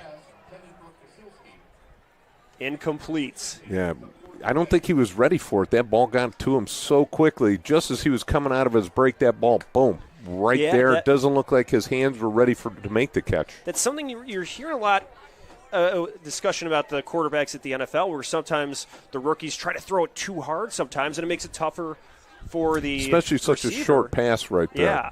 He's only maybe 5-6 yards down the field, and then we're going to go to the end of the third quarter. And so through 3 quarters, Crown Point leads over Lake Central 35-0. Be a big 4th down coming up for the Indians. When we return, you're watching Game Night on the Region Sports Network, the only game in town. Four Seasons Mechanical proudly serves Chains. And that first down is brought to you by Four Seasons Mechanical in Marville. Visit them on the web at fourseasonsmechanical.com. And Michigan City already on top of the football. Going quick. I like the urgency that they're playing with here a little bit. They're just trying to spread Valpo out a little bit. McKinney off to the left-hand side by himself, and they're going to hand it off up the gut. Thurman going to his right as he had a really good block there, and he gets it up to the 25-yard line, a gain of 5. And I like that, that makes second down a play you can use either way. You don't have to run or pass there. The playbook's wide open. I wanted to know who laid down that block. Thurman went right behind him and kept on going. Thurman will get the tote again. Going to his right, and there is a tackle being made by Reese Balog. He made a lot of plays early on. He did. And there's no gain on that one, and he's going to head off the field. Balog, a bit of pain there, and a quick substitution. Number 95, Doug. For Valpo. Larry McDougall. Larry McDougall going to go out there for Balog. I thought the running back there could have cut it up. Thurman could have cut it up field a little bit and read his block. But Thurman out, Evans in, Hart going the throw, going down the sidelines. Oh, what a throw, and what a catch. Touch pass there, Andrew. Holy moly. Zaire McKinney, who else? You couldn't throw that any better. Right over the head of Anwar Banks, who had great coverage, but you can't defend the perfect pass. He dropped that right over the safety's head. It's another Four Seasons Mechanical first down, brought to you by our friends at Four Seasons Mechanical in Marville, your Northwest Indiana heating and air conditioning specialists. First and goal from the 7. Empty formation. It's a fake. Hart taking himself up the middle. He'll go right to the end zone untouched. Touchdown City. What a response by the Wolves. Well, it was a clean drive, right? No penalties there, and they moved the ball and they were methodical. Either side, that was the cleanest drive. No penalties. Yeah. I mean, that's if they don't get in their own way, this is what they're capable of doing. We talked about it. If Michigan City wants to have success going down the stretch, they need Trenton Hart to step up. Trenton Hart delivered 3 great passes and ran it up right in the middle for the touchdown. The extra point is good, signals the referees, and we are tied at 14 apiece. We're going to take a quick break here on the sides. So that will move things. 5-yard face mask. All right, let's continue on with the scoreboard. A thriller going on in Valparaiso. Number 5, Valparaiso. Number 7, Michigan City battling it out. In the third quarter, Valparaiso 7, Michigan City 7. Marville all over Portage, 30-3. And last one, Lake Station 30, West Central 15. That one is in the third quarter as well. So Mulaski working some new faces into the fray for the Bulldogs, some underclassmen in at receiver and running back. They'll put Torres in motion to the right. Mulaski looks right, throws one to his left. This will be R.J. Ford, the freshman receiver, as he's twisted down by Ramirez and a couple other Lake Central defenders. Boy, if you're hitting the varsity field as a freshman here at Crown Point, you got to be feeling really pretty good about yourself. Yeah, there's a couple freshmen that they've involved in the game plan. A.J. Summers at linebacker and Wildcat QB, but then Ford and Torres on this possession, albeit in second half time in a bit of a lopsided fashion, but those are reps that could pay off later. Oh, definitely. You never know when an injury might happen, something, you might have to stick in a young guy on the field. So getting them those game reps where you're not just wearing the uniform as a costume on Friday, you're actually getting it dirty as Mulaski powers forward, trying to get to the line. He will be stuffed, or he will get the first down. Just picks up the Four Seasons Mechanical first down. No, I think that was number 4 on the carry. Well, that would have been Summers, so another one of those freshmen. Yeah. And Summers we've seen him take some direct snaps. And yep, Mulaski's coming back into the game right now. So he might not be the running quarterback. They might bring in Summers or someone else when they have to run. But Mulaski, a tall frame, been using the passing looks tonight. He will hand it off to Torres. He breaks to the right side of the line. So Crown Point. Love it, going in motion to the left. And it's a fake. And throwing it downfield. Seconds intercepted! Michigan City gets a turnover they were looking for. What a snag by Tony Fields! One-handed snag there. Yeah, can we get a replay of that, Zach? That might be the most impressive interception I have ever seen. It didn't look like it was a bad ball either. I thought the receiver had him. A good throw is a touchdown. No replay. Oh, of course. We'll go back and clip it off later. Yes. So, ladies and gentlemen, if you want to watch that again, 4:50 on the clock. Rewind it. Rewind it, please, for your own benefit. Back on the field is the Michigan City offense. They just scored a touchdown. Thurman will get the football to start off this new drive and move it across the 35 to the 34. We'll say that's a 3-yard gain. A lot of times when you have a quick change like this, Andrew, you see a team take a shot, but you have Michigan City that's got the Valpo defense on their heels a little bit right now. A little bit gassed. Yeah. That was the cleanest drive we've seen from anyone. Absolute perfection from Trent Hart, who really stepped here in the third quarter. Ran it himself. He has 2 touchdowns today, one through the air and one with his legs. Empty set. Put Collier in motion. They fake it to Collier. Hart takes himself up the middle, picking and choosing, gets past the initial wave, and they gets the first down. His helmet pops off as Ben Fedorchak was able to wrap him up, and Hart is going to have to run off the field. Credit to tackle number 48, Ben Fedorchak. Jaden Baker is going to come in, the sophomore quarterback. I don't think he's taken a snap all year. This will be a handoff. They give it to Thurman. Handoff. And it is to Thurman. Thurman cuts to his right, and 2 Vikings were there to tackle him. Thurman, the ball carrier, picks up a couple for the Wolves. Evan Courtney was there. Hey, good job by Baker. Probably didn't figure to be playing tonight, right? Had his helmet on. He was ready to go. Hey. At any time, you might find yourself in the middle of a football game. You've got to be ready for your opportunity. It's coming. Exactly. You can go home and tell Mom he played tonight. McKinney gets the fake, and Courtney again coming in like a speed torpedo and getting Trin Hart. That is a loss of 1 for Michigan City. Evan Courtney, 5'11". He came in like a rocket right there, didn't he? Yeah, he was the JV Defensive Player of the Year last year for Valparaiso. And again, we talked about it. They had a lot of seniors last year that have moved on. Courtney taking over and making the play. 3rd down and 8.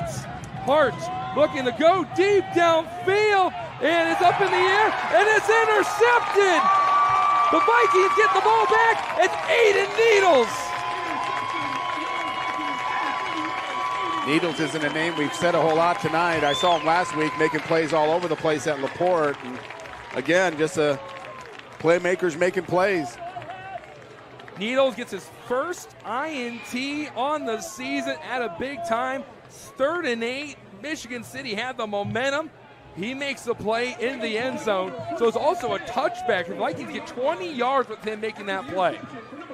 And that's the 2nd interception on Trin Hart. Yeah, I don't know if that was a really good decision. He had a receiver open dead in the middle. Yeah, I saw that too. Didn't see who it was, but I know that they're going to give him the tablet if they have it on that side and say, hey, you missed this. Yeah, it was Drake Collier. He's been a little animated about not getting the football here tonight. Yeah, him and Gage Finley were talking a lot when Finley was playing DB. Pistol formation for Valparaiso. They are running too much out of this formation. It's a fake pick. Belly of the Portage defense. First guy there was Cameron Raditz, the sophomore linebacker. And it's a 2-yard pickup there for Johnson.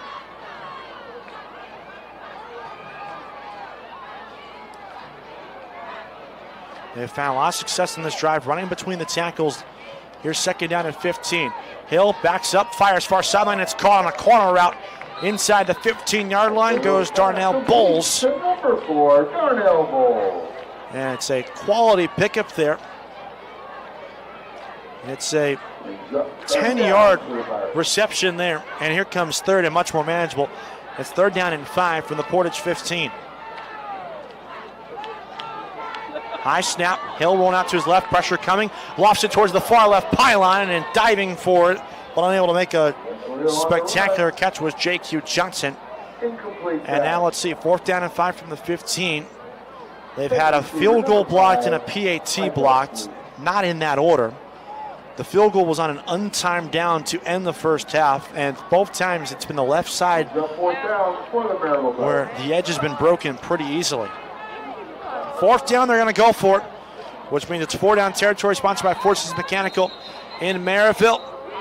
And Portage just used their 2nd timeout of the half. Oh my goodness. 10:24 left, a 30-second break is here on the Region Sports Network, the only game in town. Hi, I'm Crown Company's Lantern Man. If you're a contractor, it's my job to make your insurance coverage simple and affordable. Because I know time is money. They've gotten close a few times today. But they have to lay off the punter, too. You don't want to bail Valpo out right here. Right. Maybe just set up a return. A beautiful kick, a soaring kick, still going back past the 50, bouncing back, and then taking a friendly Valpo roll, and the returner's going to pick it up and go. Here comes a flag being thrown. Doug, you pointed out, what did you see? I don't know. I don't know if he did. I don't know. Sideline warning he's calling. So that's all it is. So a sideline warning on both sides now. That was Conley. That was returning for Michigan City there. 52.6 seconds left. Tied game. It might come down to the 4th quarter. We'll see. What a punt, Andrew. What a beautiful punt. Yeah, Trevor Fontner He had some beautiful punts last week. He's getting a couple of looks right now, and I mean, that was a 50-yard punt and then some. That was nice. That helped him flip the field. That could have been really ugly for Valpo right there. I mean, he kicked it from the back of his own end zone and got past the 50. Yeah. And there really hasn't been too much wind tonight. No. He got rid of it quickly, too. Trin Hart will feed it to Evans, and Evans runs into nothing as he'll get no gain, maybe an inch. Yeah, they stood him up right away. Yeah, right up the middle, and there was nothing but Vikings there. No hole being created by Michigan City's line. Good news, though, is that Edgar Sotelo Garcia is out there, Doug. Remember, he went out earlier. Yeah, that's good to see. Line up as the right tackle. And this is looking like it's going to be the final play of the third quarter. 2nd and 10 from the 46-yard line. Hart sent up the pass, going to his right, and it is completed to DeAndre Collier. We mentioned that Collier, he's been very emphatic about wanting the football, about being open, and he finally fed him a little bit. 9.5 seconds left in the third quarter. And that's a Four Seasons Mechanical first down. Clock being stopped with him going out of bounds. They'll hand it off to Evans. Evans going to his left. He gets a block. He moves ahead and gets 2 yards, and that will be the end of the third quarter. As we talked about, this is anyone's ball game. The fact that we're going to the fourth quarter tied tells you that this is going to be a finish you do not want to miss as you're tuning into the Region Sports Network, the only game in town. Is it either you're going to get some yards out of it or you're going to get hit right away in the backfield? Govea with it again, and he is stopped a yard shy of the first down. So 4th down and 1, and I'll ask you, are we in Four Seasons Mechanical 4-down territory here? Me personally, coming out in this second half, you've already got some momentum with a big return and you're driving the ball. I'm going for it, but it looks like they might have walked out the kicker. I do see Govea out there. Looks like they're going Wildcat. Yeah, they're going Wildcat here. They're going that weird Wildcat formation we saw earlier on the goal line. Yeah, with Westerland to his right. Here's the snap. And trying for that first down. Do they push it enough? It's going to be close. We'll see where they spot it. The far official looks like he's not there. It was Govea with the carry. We'll see. They might bring the chains out on it. They're probably going to have to bring the. It looks to be short. It appears to be short. We will see because the marker is on the 26-yard line, and they are going to.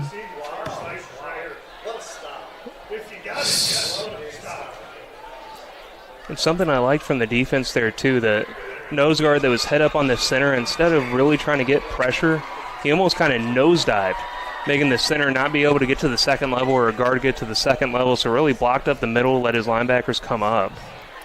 So they are bringing the chains out. So this could be a huge play for LaPorte if they can get this 4th down stop. So they will set the chain down, make sure it goes. Prediction time.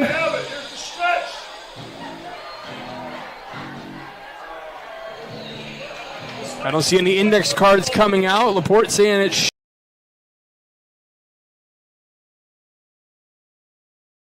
These eyes are always downfield. It's got to be half the distance more. They're marking the ball down at the 13-yard line, or the 12s, and there's the half the distance. So this should be Michigan City at the 6, and it is. That first down is brought to you by Four Seasons Mechanical in Marville. Visit them on the web at fourseasonsmechanical.com.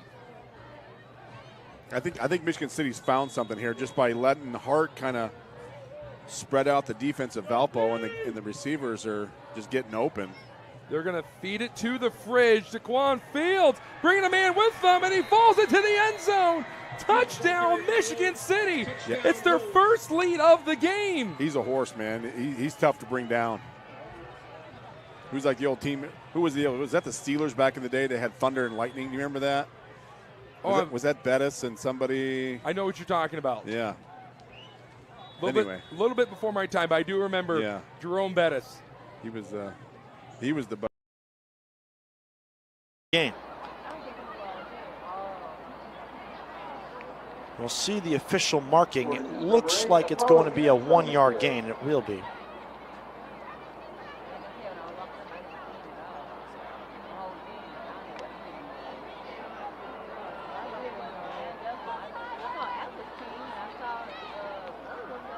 So now here comes 2nd down and 8. Trips off to the left. Solomon McClatchy on the near sideline. High snap.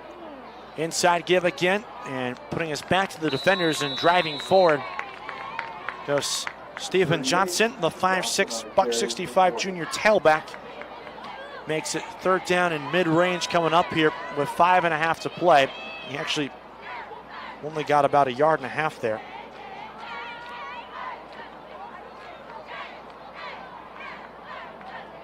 So a 1-yard pickup sets up 3rd down and 7. They converted for the first time on 3rd down and 7 a couple of moments ago. Johnson, the tailback, off to the left tip with the quarterback Cody Young in the gun. 2 receivers split wide beyond the left hashes. Play action look. Young in a loft on a go ball down the near sideline. 50-50 ball. It's hauled in inside the 5. Did he break the plane? Yes, sir. Jordan McClatchy, touchdown, Portage. Complete to number 5, Jordan McClatchy, for a Portage touchdown. And thrown down at the 35.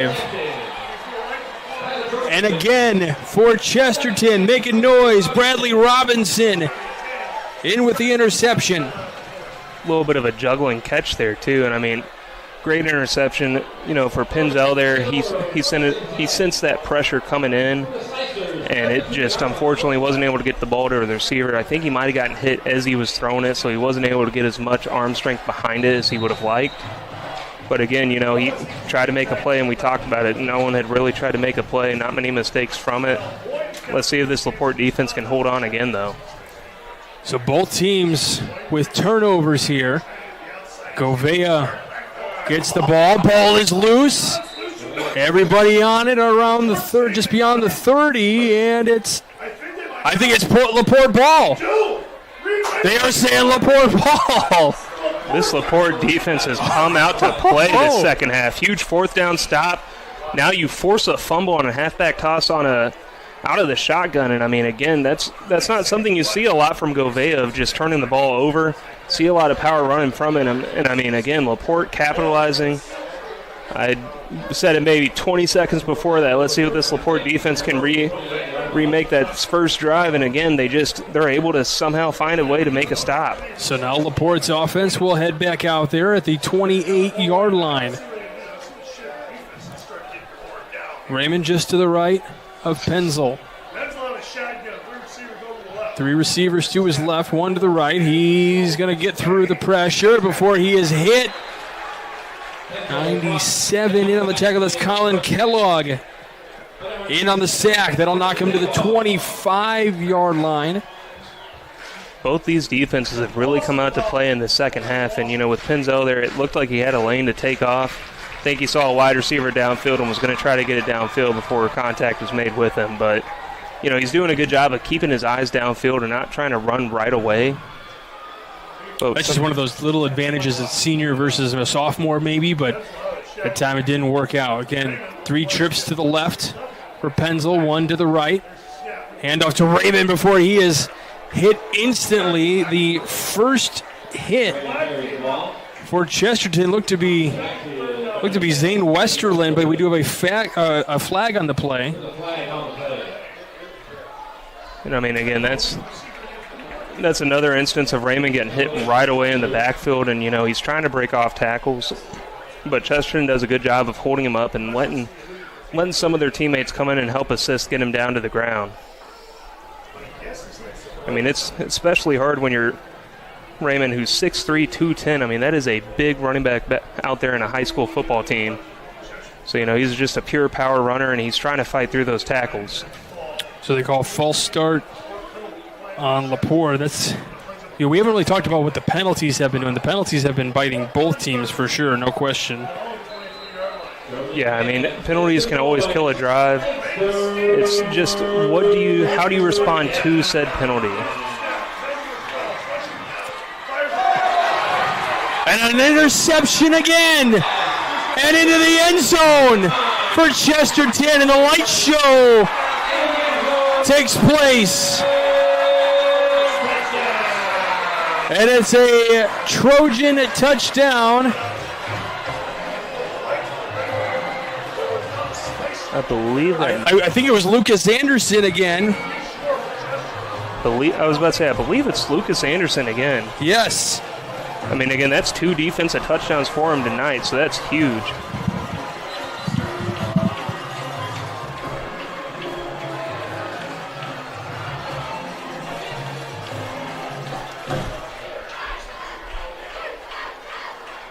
The really good thing there on that play was Lucas Anderson made sure to sit in his coverage, let the quarterback throw the ball. He read the quarterback like a book right there, and it looks like they're going to go for 2 to get those points back. Correction, apologies. It was Caden Kodiker with the interception. Going for the 2-point conversion. Govea into the end zone. And 2-point attempt is good. So it's Kodiker with the interception, and the light show begins here at Chesterton. It is 27-14, 6:31 to go in the third quarter. You're watching Game Night of the Region Sports Network, the only game in town.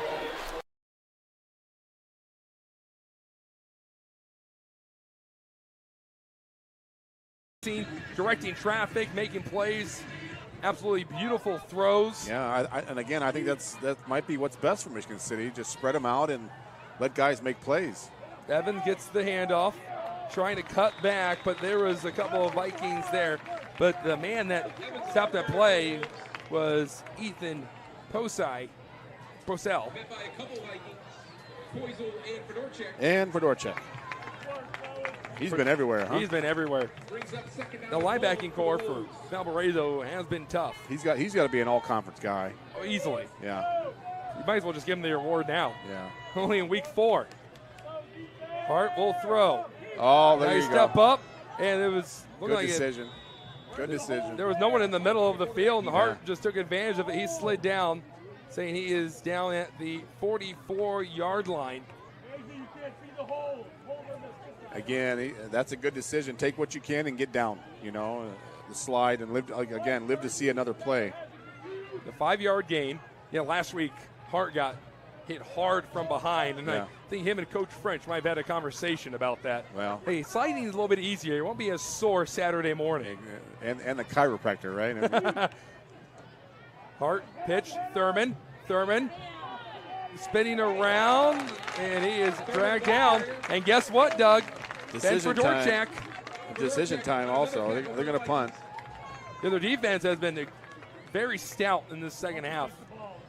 Coach French going to put his hat on his defense to get another 3 and out. We're going to kick it away here. It's 4th and 4.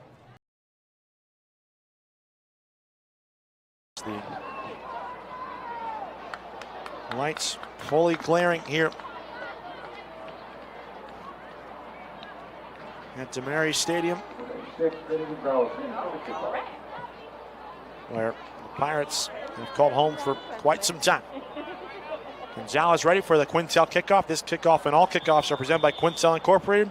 Quintel Incorporated, specializing in the reconditioning, repair, and remanufacturing of heat exchangers. Gonzalez approaches, right-footed strike, line drive, angling left towards the front left pylon. Williamson will catch it. Starts right, angles back left across the near side numbers, cuts around defenders. Shimmy steps his way across the 20, and he's finally dragged down on the right sideline at the 22-yard line. So not as good as a return as the last one, which brought him out to midfield. Gonzalez helping out on the kick return coverage. And so it'll be 1st down and 10 for Portage from their own 23-yard line. So after a long, methodical 9-play, 85-yard drive for Portage, the Indian offense back to work here. They're not near the goal mouth, which is good, after they were backed up to their own 15 to start the last drive. Cody Young leads his offense back out there. Pistol formation for Portage.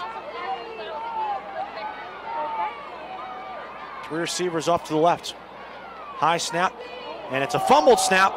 Trying to give it off to Williamson was Young. I don't know if Williamson was supposed to take it or if Young was supposed to pull it. The ball drops on the turf. Young falls on it and just eats up the yardage. It's a loss of 6 on the play. They're back to the 17-yard line.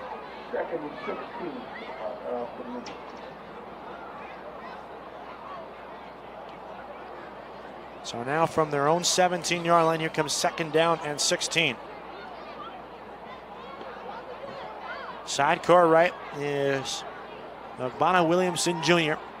2 receivers to the wide side, 1 man to the near side. Design rollout for Young, rolling out to his left, looking for options, throws to the perimeter. It's caught, coming back to get it. A nice grab, shimmying his way across the 25-yard line.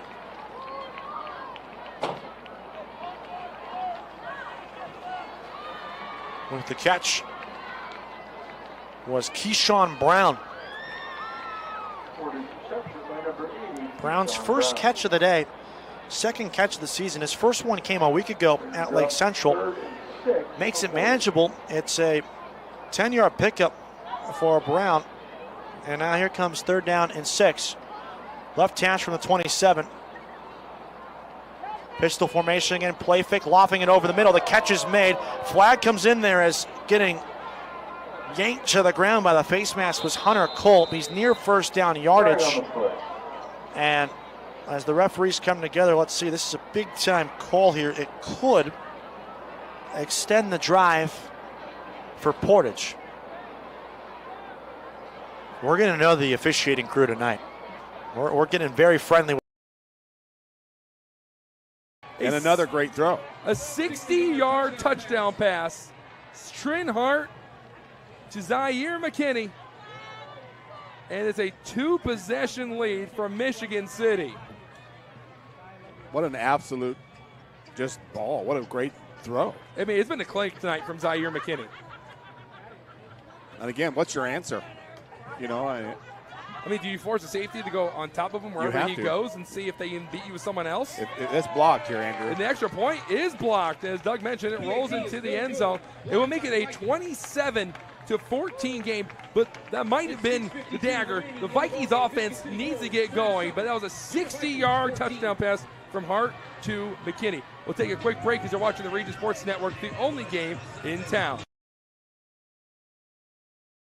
When it comes to your money, you deserve more than just numbers on a page.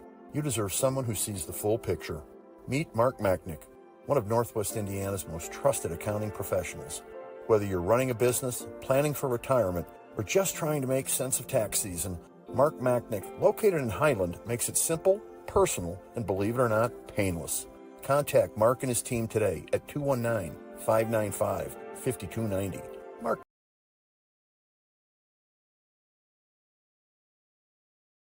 There. Thomas Marsh working the camera right in front of us over here. He can't really hear us, I don't think, but it would be hard to hear out there. I heard a good you're doing great. Yeah, he's talking to somebody. He's talking to the fans. He's a man of the people. Fans have been loud and proud out here in Chesterton tonight. I mean, at one point we heard a lot of cheering right before Laporte was able to get a touchdown right before the second half. And, you know, again, this is one of the things, you know, if you're Laporte, you kind of want to bring blitz here because it's 3rd and long, so you don't want to give the quarterback a lot of time to make a decision or throw the ball. But in the same breath, that can bite you. If they're doing a quick pass, you know, and you're bringing the house, it's an easy first down. Well, this is potential for an IBEW Local 697 electrifying play right here. 3 trips to the right, 1 to the left. Boyd throwing up the middle, out across the 40. And that'll be a Four Seasons Mechanical first down at the 40-yard line. Really nice play drawn up there for Chesterton on 3rd down. Yeah, Bradford did a really good job there on the receiving end. You know, linebacker that was covering him started moving because he saw Boyd start moving around the pocket thinking he was going to take off, and Bradford did a good job of just sitting in his responsibility and waiting for the quarterback to see him open. Govea with it across the 40. He's definitely not getting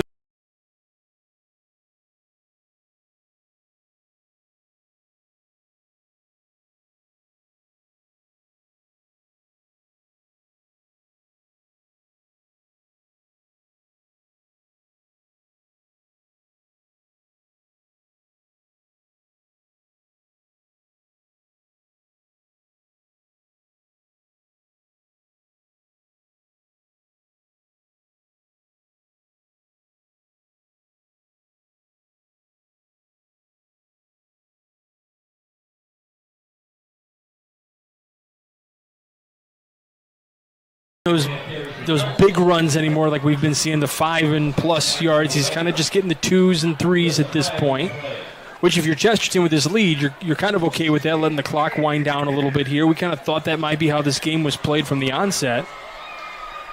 Yeah, and the big thing is, ooh, that's a big penalty. Face mask on the defense, but the defense does have an advantage because, with Govea, he is a bruiser running back at 6'2", I believe 215, so he's a downhill runner. But the good news is they play against Raymond every day in practice. So they're used to that downhill bruiser of, hey, we're going to get hit. Because usually you see in games where a team's not used to that running back, get worn down over time, stop getting hit. I mean, eventually those hits build up. But with this defense, they're able to see that almost every day in practice or have been very familiar with it. So now it is first and 10 on the 42. Handoff. Nope, it's a quarterback keep, Pass is incomplete to Wish from Boyd. I thought Govea had it, and all of a sudden he stopped, and tricked me. Yeah, that's a good call. You do play action. They're expecting you to run it. You've done a good job of running it. You're thinking, hey, they're going to think we're trying to bleed out the clock, trying to just end this game. And friends at Four Seasons Mechanical in Marville, your Northwest Indiana heating and air conditioning specialists. That was a gutsy run there by the quarterback. 11 yards, moves the sticks yet again. 51 seconds. Clock stops now. Will restart upon the signal from the referee. Inside 45 seconds left in the quarter, so Portage, I beg your pardon, want to run at least 1 to 2 more plays before the end of the half, or a quarter. Inside run, Jamari Duff, who's the backup quarterback, trying to bounce it off left tackle, and he can't. Taken down behind the line of scrimmage for a 1-yard loss. Edge was set well there. Keith Edwards on the tackle. Tackled by number 1, Warren Brown. Warren Brown came in late as well for the stop. Jamari Duff, who's a senior who made his first career start at the varsity level last week against Lake Central at quarterback. He's came in as a tight end in a couple formations. He's now ran the ball here. And with 4 seconds left in the quarter, I don't believe Portage will be able to get it one more playoff. They do actually, as the clock strikes 0:00. Trainers of the Vikings not hesitating to get over there and grab the left leg of Fields and elevating it.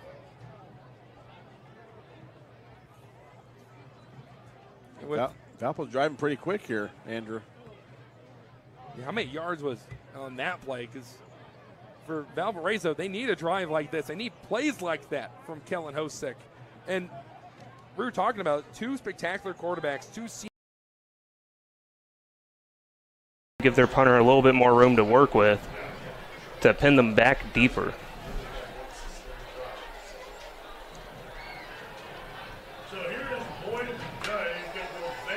Check out the IBEW Local 697 electrifying plays from this week's football action. Visit regionsports.com, Facebook/Region Sports Nation, or on Instagram.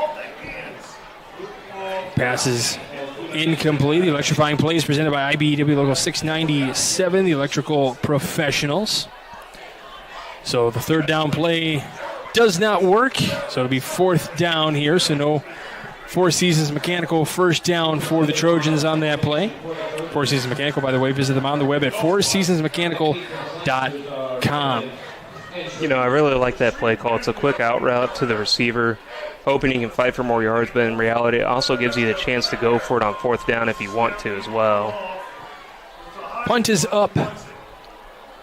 Takes a bounce and kind of bounces back towards Chesterton, but it stops at the 15. So that is where LaPorte will take over. They'll have quite a bit of field to work with here. Yeah, not as bad of a bounce as we saw earlier. Yeah.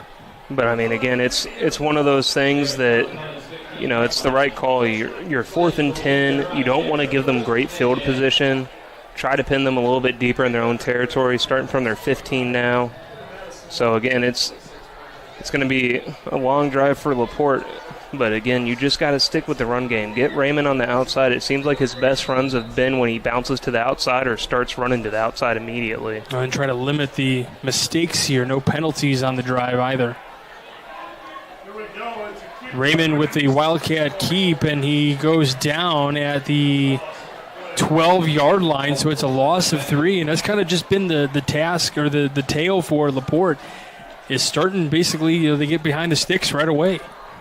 Yeah, and I mean, Raymond had a hole there for just a split second, but the defensive lineman did a good job of not necessarily giving him a full gap. It looked like he slipped there trying to hit the hole maybe, but even if he did, the defensive lineman would have had a paw out right away to wrap him up. So 2nd and 13 from the 12-yard line. One receiver out to the left, and we've got a timeout taken by LaPorte. They're going to try to draw something up here to try to, I would guess, probably trying to draw something up to get this yardage right back. Yeah, definitely drawing something up. You don't necessarily have to go for it here because it is still 2nd down, and you still have an extra down to work with. Yeah, make it 3rd and manageable. Yeah, you definitely want to make it 3rd and manageable. Again, this is one of those things you don't necessarily want to go with shot play right away. You don't want to try to go for the big play. You want to make it manageable because when you go for the big play, and especially with the not necessarily mental mistakes, but the mistakes that have been made the second half with the 2 picks, one being for a touchdown, one being a huge momentum shift as they got the momentum shift. It's one of those things. To start the second half, that's now consecutive touchdown drives and methodical touchdown drives as well for Portage. So hey, some signs of life for an offense that showed no signs of life coming into tonight. And a team that averages 9.3 points a game, entering week 4 competition, now has 16 points on the board, their 2nd most this season.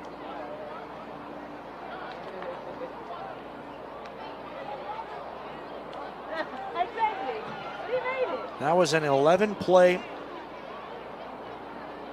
77-yard drive. And took up a bulk of the 4th quarter as well as, or 3rd quarter as Wait for summer, but dreading to heat because you're well as the first 8 seconds of the 4th quarter. This is a Quintel kickoff. This kickoff and all kickoffs are presented by Quintel Incorporated.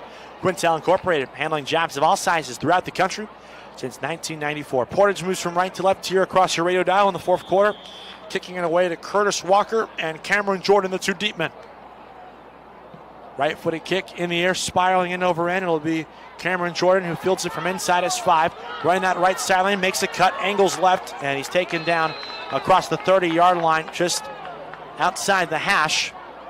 A solid return, and a flag comes in late, and it's going to be on Portage. A lot of chit-chatting as a couple players from Portage were blocked into the Marville sideline, and a flag was thrown as Reggie Gray was exiting the sideline, and the near side official pointing right at Reggie Gray as he throws the flag. So based off reading the body language of everyone, I would assume that this is going to be a personal foul on Portage.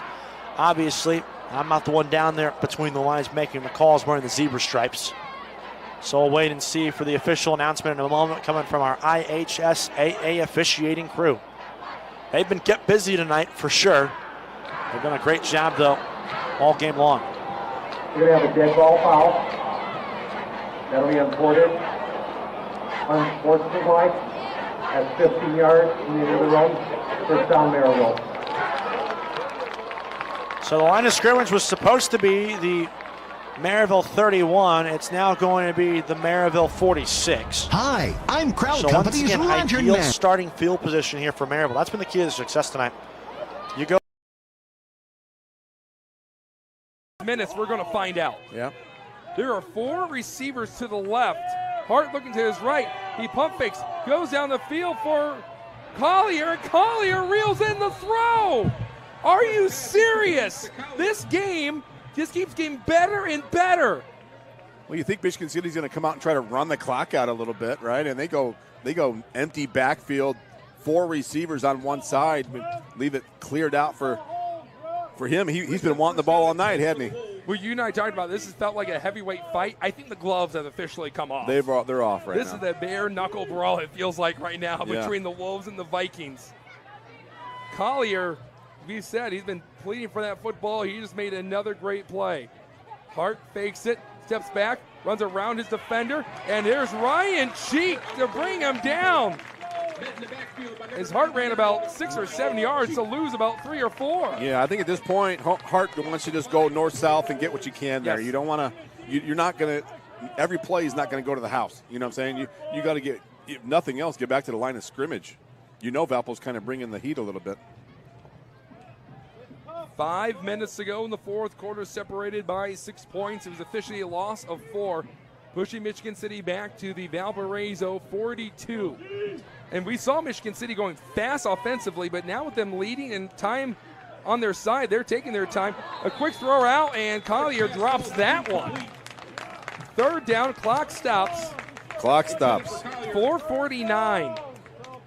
Clock stops. That's the key there, Andrew. The clock is almost Valpo's enemy here, and Michigan City's helping them out. Well, this is the biggest 3rd down we've seen thus far. And Michigan City needs to gain 15 yards to get these chains moving. But the way this game is going, anything can happen. You wonder if they get about half of it back, are they in 4-down territory? Here comes the blitz. Hart scrambling to stay alive. Oh. And he goes out of bounds. He caught it. So it's about 4th and short, it looks like. What a play. Yeah, he threw a zip pass, completed it. Collier came back for that football, too. I love how he came back. 4th and a yard. I thought Hart went out of bounds with the football again. 4th and 1, and Michigan City's going to go for it. They have 3 timeouts? They have 2. They have 2. You might run it down here, and then make a decision and call a timeout and talk it over. 4th down. You got DQ Fields in the backfield. The Fridge is going to get the ball. He might be short. He goes ahead, and I believe they are going to mark him short. Referees coming in. They put the ball down. Oh, this is close. And it's Valparaiso football. Yeah. The Vikings stop the Fridge. If Fields is going to get that, he kind of danced at the line. He's got to put his head down and get the 1 yard. He kind of hesitated, didn't he? I mean, that is a 6'2", 230 guy. Why is he thinking about going east and west? Did you see him? Did he kind of dance? And you just put your head down, put your shoulders down, and get what you can. The clock is at 4:18. Valpo has 2 timeouts. And after they got hit with a haymaker on a 60-yard touchdown pass from Hart to McKinney, they are now in a position to tie this game. As Hosick had a beautiful last drive.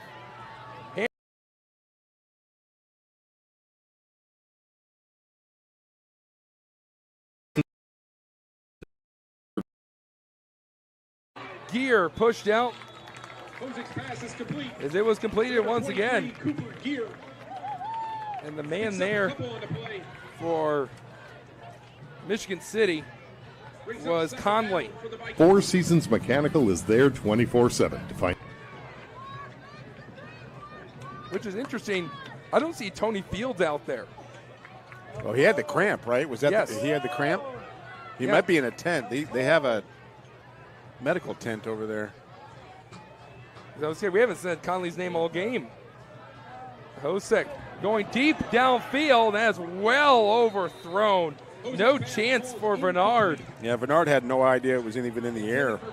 But they had a bad miscommunication there. Bernard stopped and looked like a curl route, and for Hosek, he thought that was a go route. Yeah, and again, Hosek was under some pressure too. He might have just been getting rid of it. Making it 3rd and 9 from City's 46. Does Kellen Hosek have another magic trick up his sleeve right here? Parisi in motion, going to his right. Hosek calling for the football. He jumps back, going to his left, and it's called by Loving. He soars through the air and gets the first down. He's at the Michigan City 31. Kellen Hosek putting on a show. Almost 3 minutes to go. What a great ball. Put it right in his hands. Desmond Howard just ran off the field for Michigan City. 3 receivers to the left, trips formation. 1 here to the right. Gear still in the backfield. Hosek, pump fakes, goes down the field. Man falls over and it gets dropped, but there's a flag. A pass interference is going to be called. And that was on Conley. I think it's one of those where if he doesn't foul him, he might be a touchdown. He lost him. That was Bernard. Looks like a stop and go route there, Doug. Yep, and he just grabbed him. That's all he could have done at that point. Or he knew he was going to be 6. We'll make sure that was a pass interference. It is a pass interference.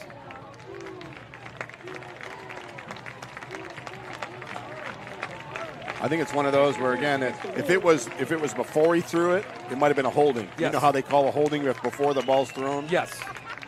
That's what I was curious about, because that's a difference of 5 yards. Yeah.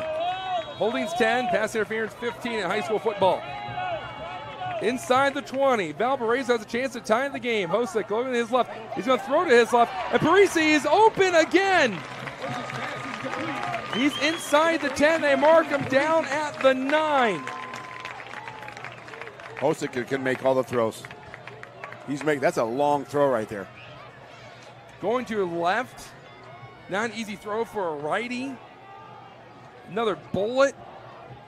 Gain of 6, 2.5 minutes. Both teams have 2 timeouts. If you're Michigan City at some point here, do you think about calling a timeout so you have some time? And those D linemen look gassed a bit, Doug. Yes, they do. Gear going to his right. He's in the flat. Hosek going to his right, and it's overthrown. Trying to get over to the freshman, Cooper Gear, but it wasn't close. That stops the clock at 2:11. 3rd and short. Your playbook's wide open because it's 4-down territory anyway. I thought after that 60-yard touchdown pass, Doug, I thought maybe Valpo's night was done, but Kellen Hosek put the team on his back and carrying him towards these last 2 minutes. I think that, you got a team that they're just used to winning. Yes. You know what I mean? And Coach Marshall, that's all he's done is win here. Hosek gets the snap. He's going to take it himself. Gear with the block. Hosek bounces off one of his linemen. He's close to that first down marker. And it appears he might be, no, he's going to move his chains. There was not an initial call there. It was awfully close, but the chains move. 1st and goal on the 6-yard line. And that clock's still ticking. 2 minutes to go. Valpo's bringing some muscle in now. Number 38, Cameron Smith. He's bringing in some size. Here, if I'm Valpo, I'm taking my time now. You know what I mean? Burn that clock so Michigan City doesn't have time. They're going to run the Wildcat here. Oh! Out of the hands of Gear, and Gear, wow, he gets tackled. Once he picked up the ball, there was a man in the backfield, Nico Gomez, and timeout. Michigan City called a timeout. Michigan City, did they call a timeout? They did. The official pointed. No, they're calling it Valpo. Wait, we have one referee saying Michigan City, one saying Valparaiso. Yeah, no kidding. They're going to say it was Valparaiso on the scoreboard.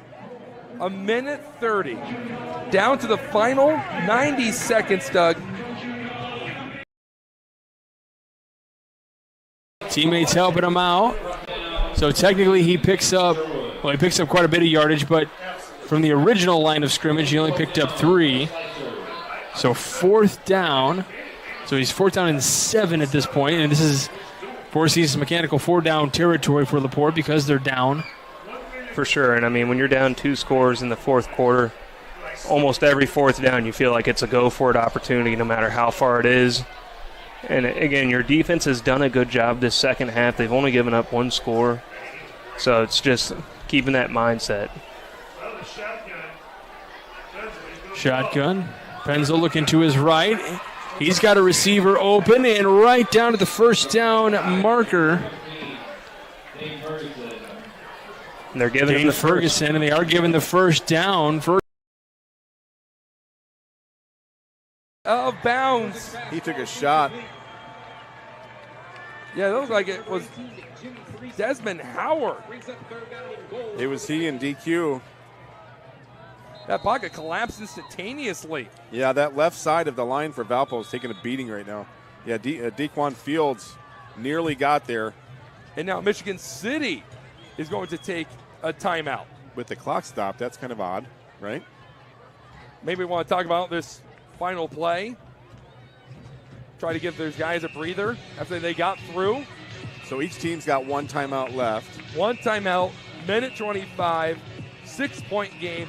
Man, at this point, both coaches are putting their cards on the table and seeing who's going to walk away with the win. The 15-yard line, is that what we got? Just out, maybe 16-yard line? 16 is what the scoreboard says. So if you're Valpo, my point is you don't have to get all 16 right now. No. Run a little slant or something quickly to get it out of Hostek's hands because he's been getting pressured here. That's true. And that's what we talked about, that D-line. We really haven't seen him do a whole lot during the duration of this game. But in the biggest moments, we're seeing those big guys get through and put pressure on Hostek. Yeah. And Hostek's not used to that. Maybe some kind of a little bubble screen or 3 receivers to the right. Hostek dropping back. He's looking to his right. And he has time, goes over the middle of the field, and it's short. He had a man wide open in the back of the end zone running that back sideline. He had him. He kind of short hopped him. This is the ball game here, Andrew. 4th and goal. And guess what? A Valparaiso timeout. It looked like they tried to go to Troy Danzy. Listed as a running back, but he ran a really good route there. Might have been a little wheel route from the back. But here we go. This is for the marbles. If Michigan City gets the stop here, they can just go into victory formation and celebrate a win and heading back to Michigan City and being the talk of the town. The Vikings, though, could complete an incredible comeback where it looks like they were down for the count. They've clawed themselves back up, and Kellen Hostek has orchestrated 2 incredible drives. On this final drive, he needs 16 yards to tie this game and possibly give his team the lead, 27-21. And Doug, this is one of those moments where you dig deep, and that's why the conditioning in the summertime pays off. I think if I'm Michigan City, I'm bringing pressure. Now, I don't know where the pressure is going to come from. They've been getting it on the left side of that Valpo offensive line, but you can't let him sit back there. This is for the game.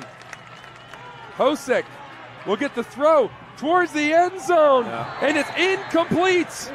Michigan City is going to escape Valparaiso with the victory and go 2-0 in conference play. Yeah, they brought a little bit of pressure.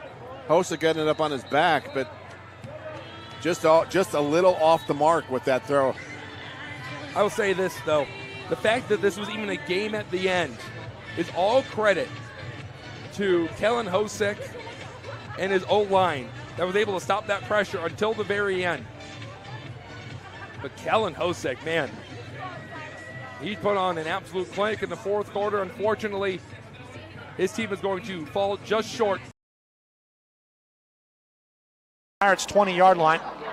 J.Q. Johnson takes an inside handoff, lowers his shoulder, breaks a couple of tackles, and he's all the way out across the 25 to the 28-yard line. So an 8-yard pickup there on 1st down and 10.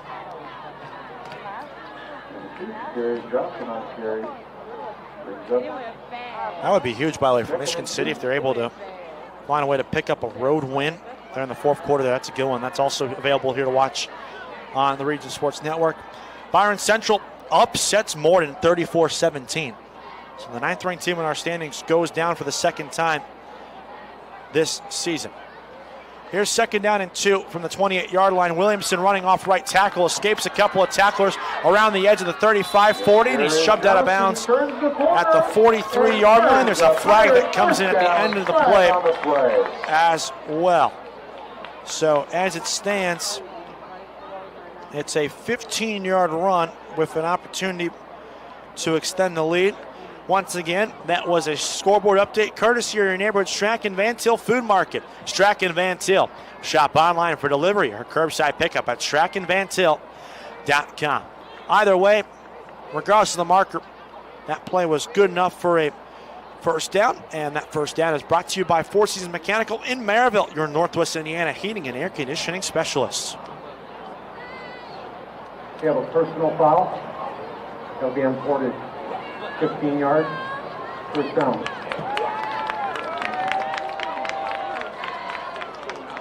Unnecessary roughness, we'd assume, is the personal foul. No description given at this rate.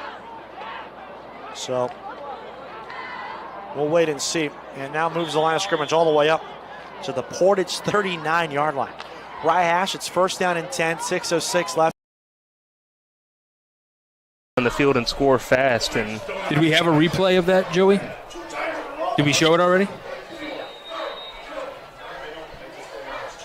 Get that one up there. Show that one before the play. But well, we can wait till after this play potentially. See that play again. Penzel steps back, looking to throw up the middle. Pass is incomplete. Again, intended for Mazer there. We had that replay queued up there, Joey. Here we go. Chris, just make sure we got that right number, if you can see that.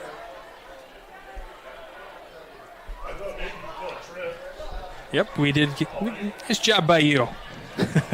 That was a prayer. It was even me with the binoculars. Didn't even get to see the number properly.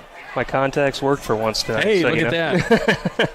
So Bornelli with the INT. We've seen 3 so far here tonight. Still 4:30 left to go in this one. Benzel looking to throw. Runs out to his right now before he's taken down. I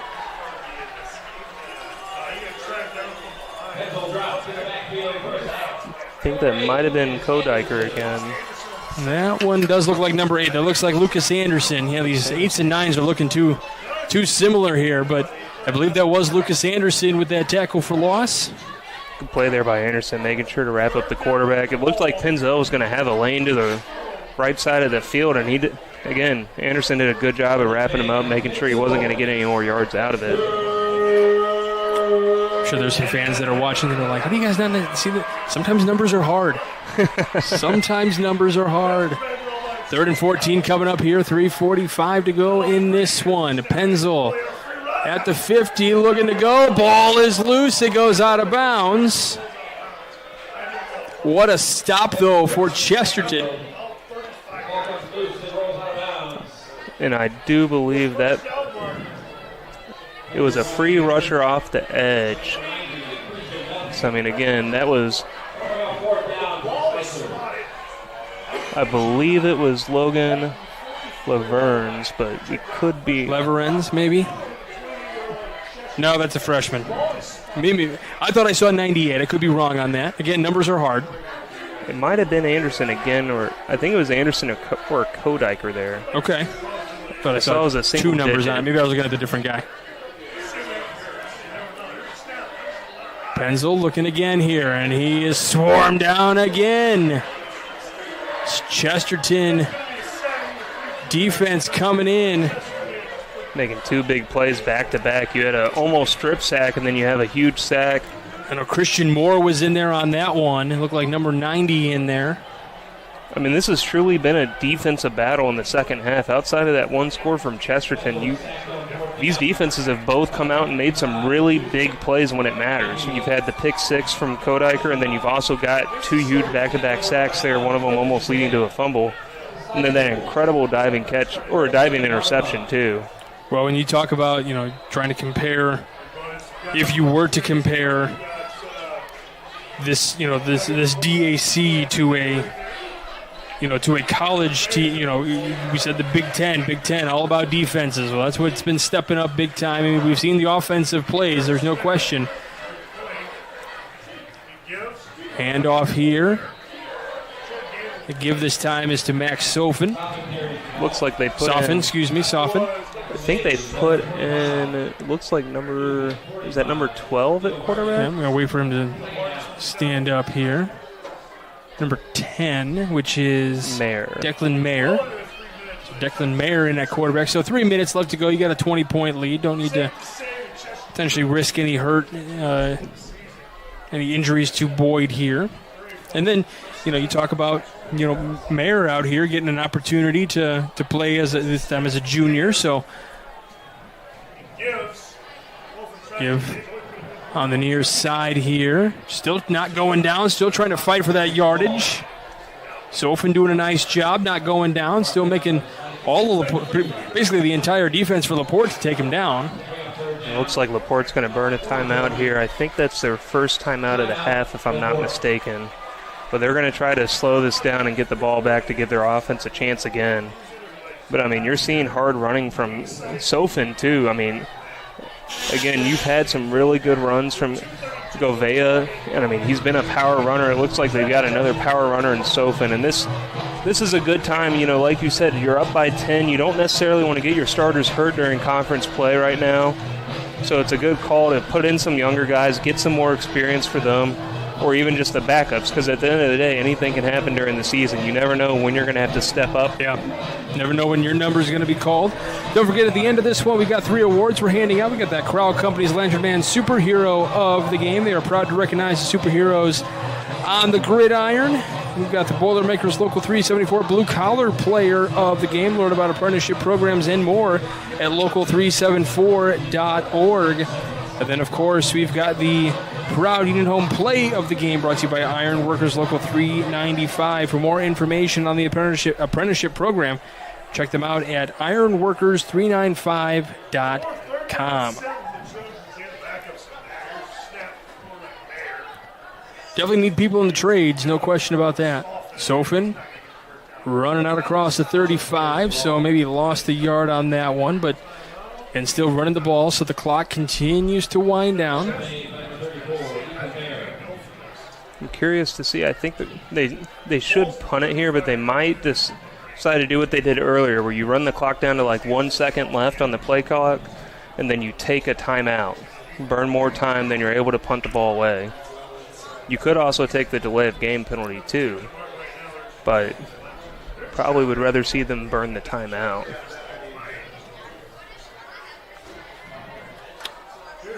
Play clock down to 10. Quarterback punt. Don't see that often. And this one is going to bounce and roll out of bounds at the 3-yard line. Oh, little coffin corner there from Mayer stepping in as essentially a backup punter at that point. Yeah. I think I've only seen that one other time, and I believe it was Tom Brady at one point on the Patriots punted the ball. But I mean, the guy can do everything, right? Yeah. He's the go for a reason. Yep, that's exactly what I was thinking. But you've been working together too long. But I mean, again, eventually we're going to finish each other's sentences. Oh man, we did it. I almost said sandwiches. I do like those. They hooked us up here in Chesterton with the pizza and everything as well. So Valpo usually has the sandwiches. So Penzel in his own end zone, hands off to. See, that is not Raymond. That is Bryce Jones, it looked like, on the run there. With $1:20 left to go. Yeah, it looks Chris, like I'm gonna. Sorry, I don't mean to cut you off. Would you? Do you have award winners on hand by chance, or? I believe I do. All right, we can go ahead and start naming those a little early if you'd like. I'm ready when you are. We'll make sure, give everybody their due credit here. As another run ahead here out to about the 20-yard line. Look like Bryce Jones in there again. Yeah, and again, I think LaPorte's doing the same thing as Chesterton at this point, getting some of those backups some reps right now. I think, down 20 with under a minute to play, there's not going to really be a comeback chance at this point. So, it's one of those things, let's get our backups some reps. Still a long season ahead. Don't want to have any starters get hurt. So I like the call. We can go ahead and name our Crowd Company's Lantern Man superhero of the game. Pass is caught on the far side of the field. Nice play. Matsky over there on the other side of the field. Good catch by Matsky and a great run after the catch, too, there. So the clock will stop for momentarily to get the first down marker done. So our Crowd Company's Lantern Man superhero of the game. They have offices open 9 to 7 Monday through Friday and Saturdays until 2 in Highland, Marville, and Michigan City. I think I'm going to give player of the game to Hunter Boyd tonight. He's got 2 passing touchdowns. I mean, he did a good job. He had a pick later in the game, but, he fumbled it earlier. He did a great job of bouncing back from that in this second half. Didn't really get an opportunity in the first half after the fumble to bounce back. But, again, he's had 2 passing touchdowns tonight. Did a great job of just maintaining drives and making sure the ball is getting down the field. So Hunter Boyd, your Crowd Company's Lantern Man superhero of the game, helping Chesterton bounce back to get this victory here tonight, 34-14, and get their first conference win here of the season. Always a big pickup when you can get that, and it was kind of at the helm of the sophomore Hunter Boyd here tonight. Let's take a look at our Boilermakers Local 374 Blue Collar player of the game. Earn while you learn with Boilermakers Local 374. I think I'm going to give that to Govea tonight. He's done a great job of I think he had 1 fumble off a halfback toss after he got hit, but, he did a great job of maintaining that 3-4 yards of carry. Every time he touched the ball, it took multiple LaPorte players to bring him down. So he did a great job. Scored the first touchdown to start off the game, but, he even had a nice little slant pass catch earlier in the game, too. So he's done a great job of just being that backbone of the offense and making sure that, again, drives are being sustained, clock's running down, and just not trying to make the superhero play and fight for more yards, going down when he needed to, but also making that secondary, getting past that first line of contact. So that is your Boilermakers Local 374 Blue Collar player of the game. Now the Proud Union Home play of the game, brought to you by Ironworkers Local 395. To find out how you can become a union iron worker, visit ironworkers395.com. I'm split between 2 plays on this. You've got the Caden Kodiker interception for a touchdown to start out the second half with your defense. And, that was a huge interception because it really built momentum because you didn't really see either offenses driving. Both defenses were playing good. They had an interception before that, but it felt like that Kodiker interception for a touchdown was really that full momentum shift in the second half that put the LaPorte offense on notice, as well as it also gave Chesterton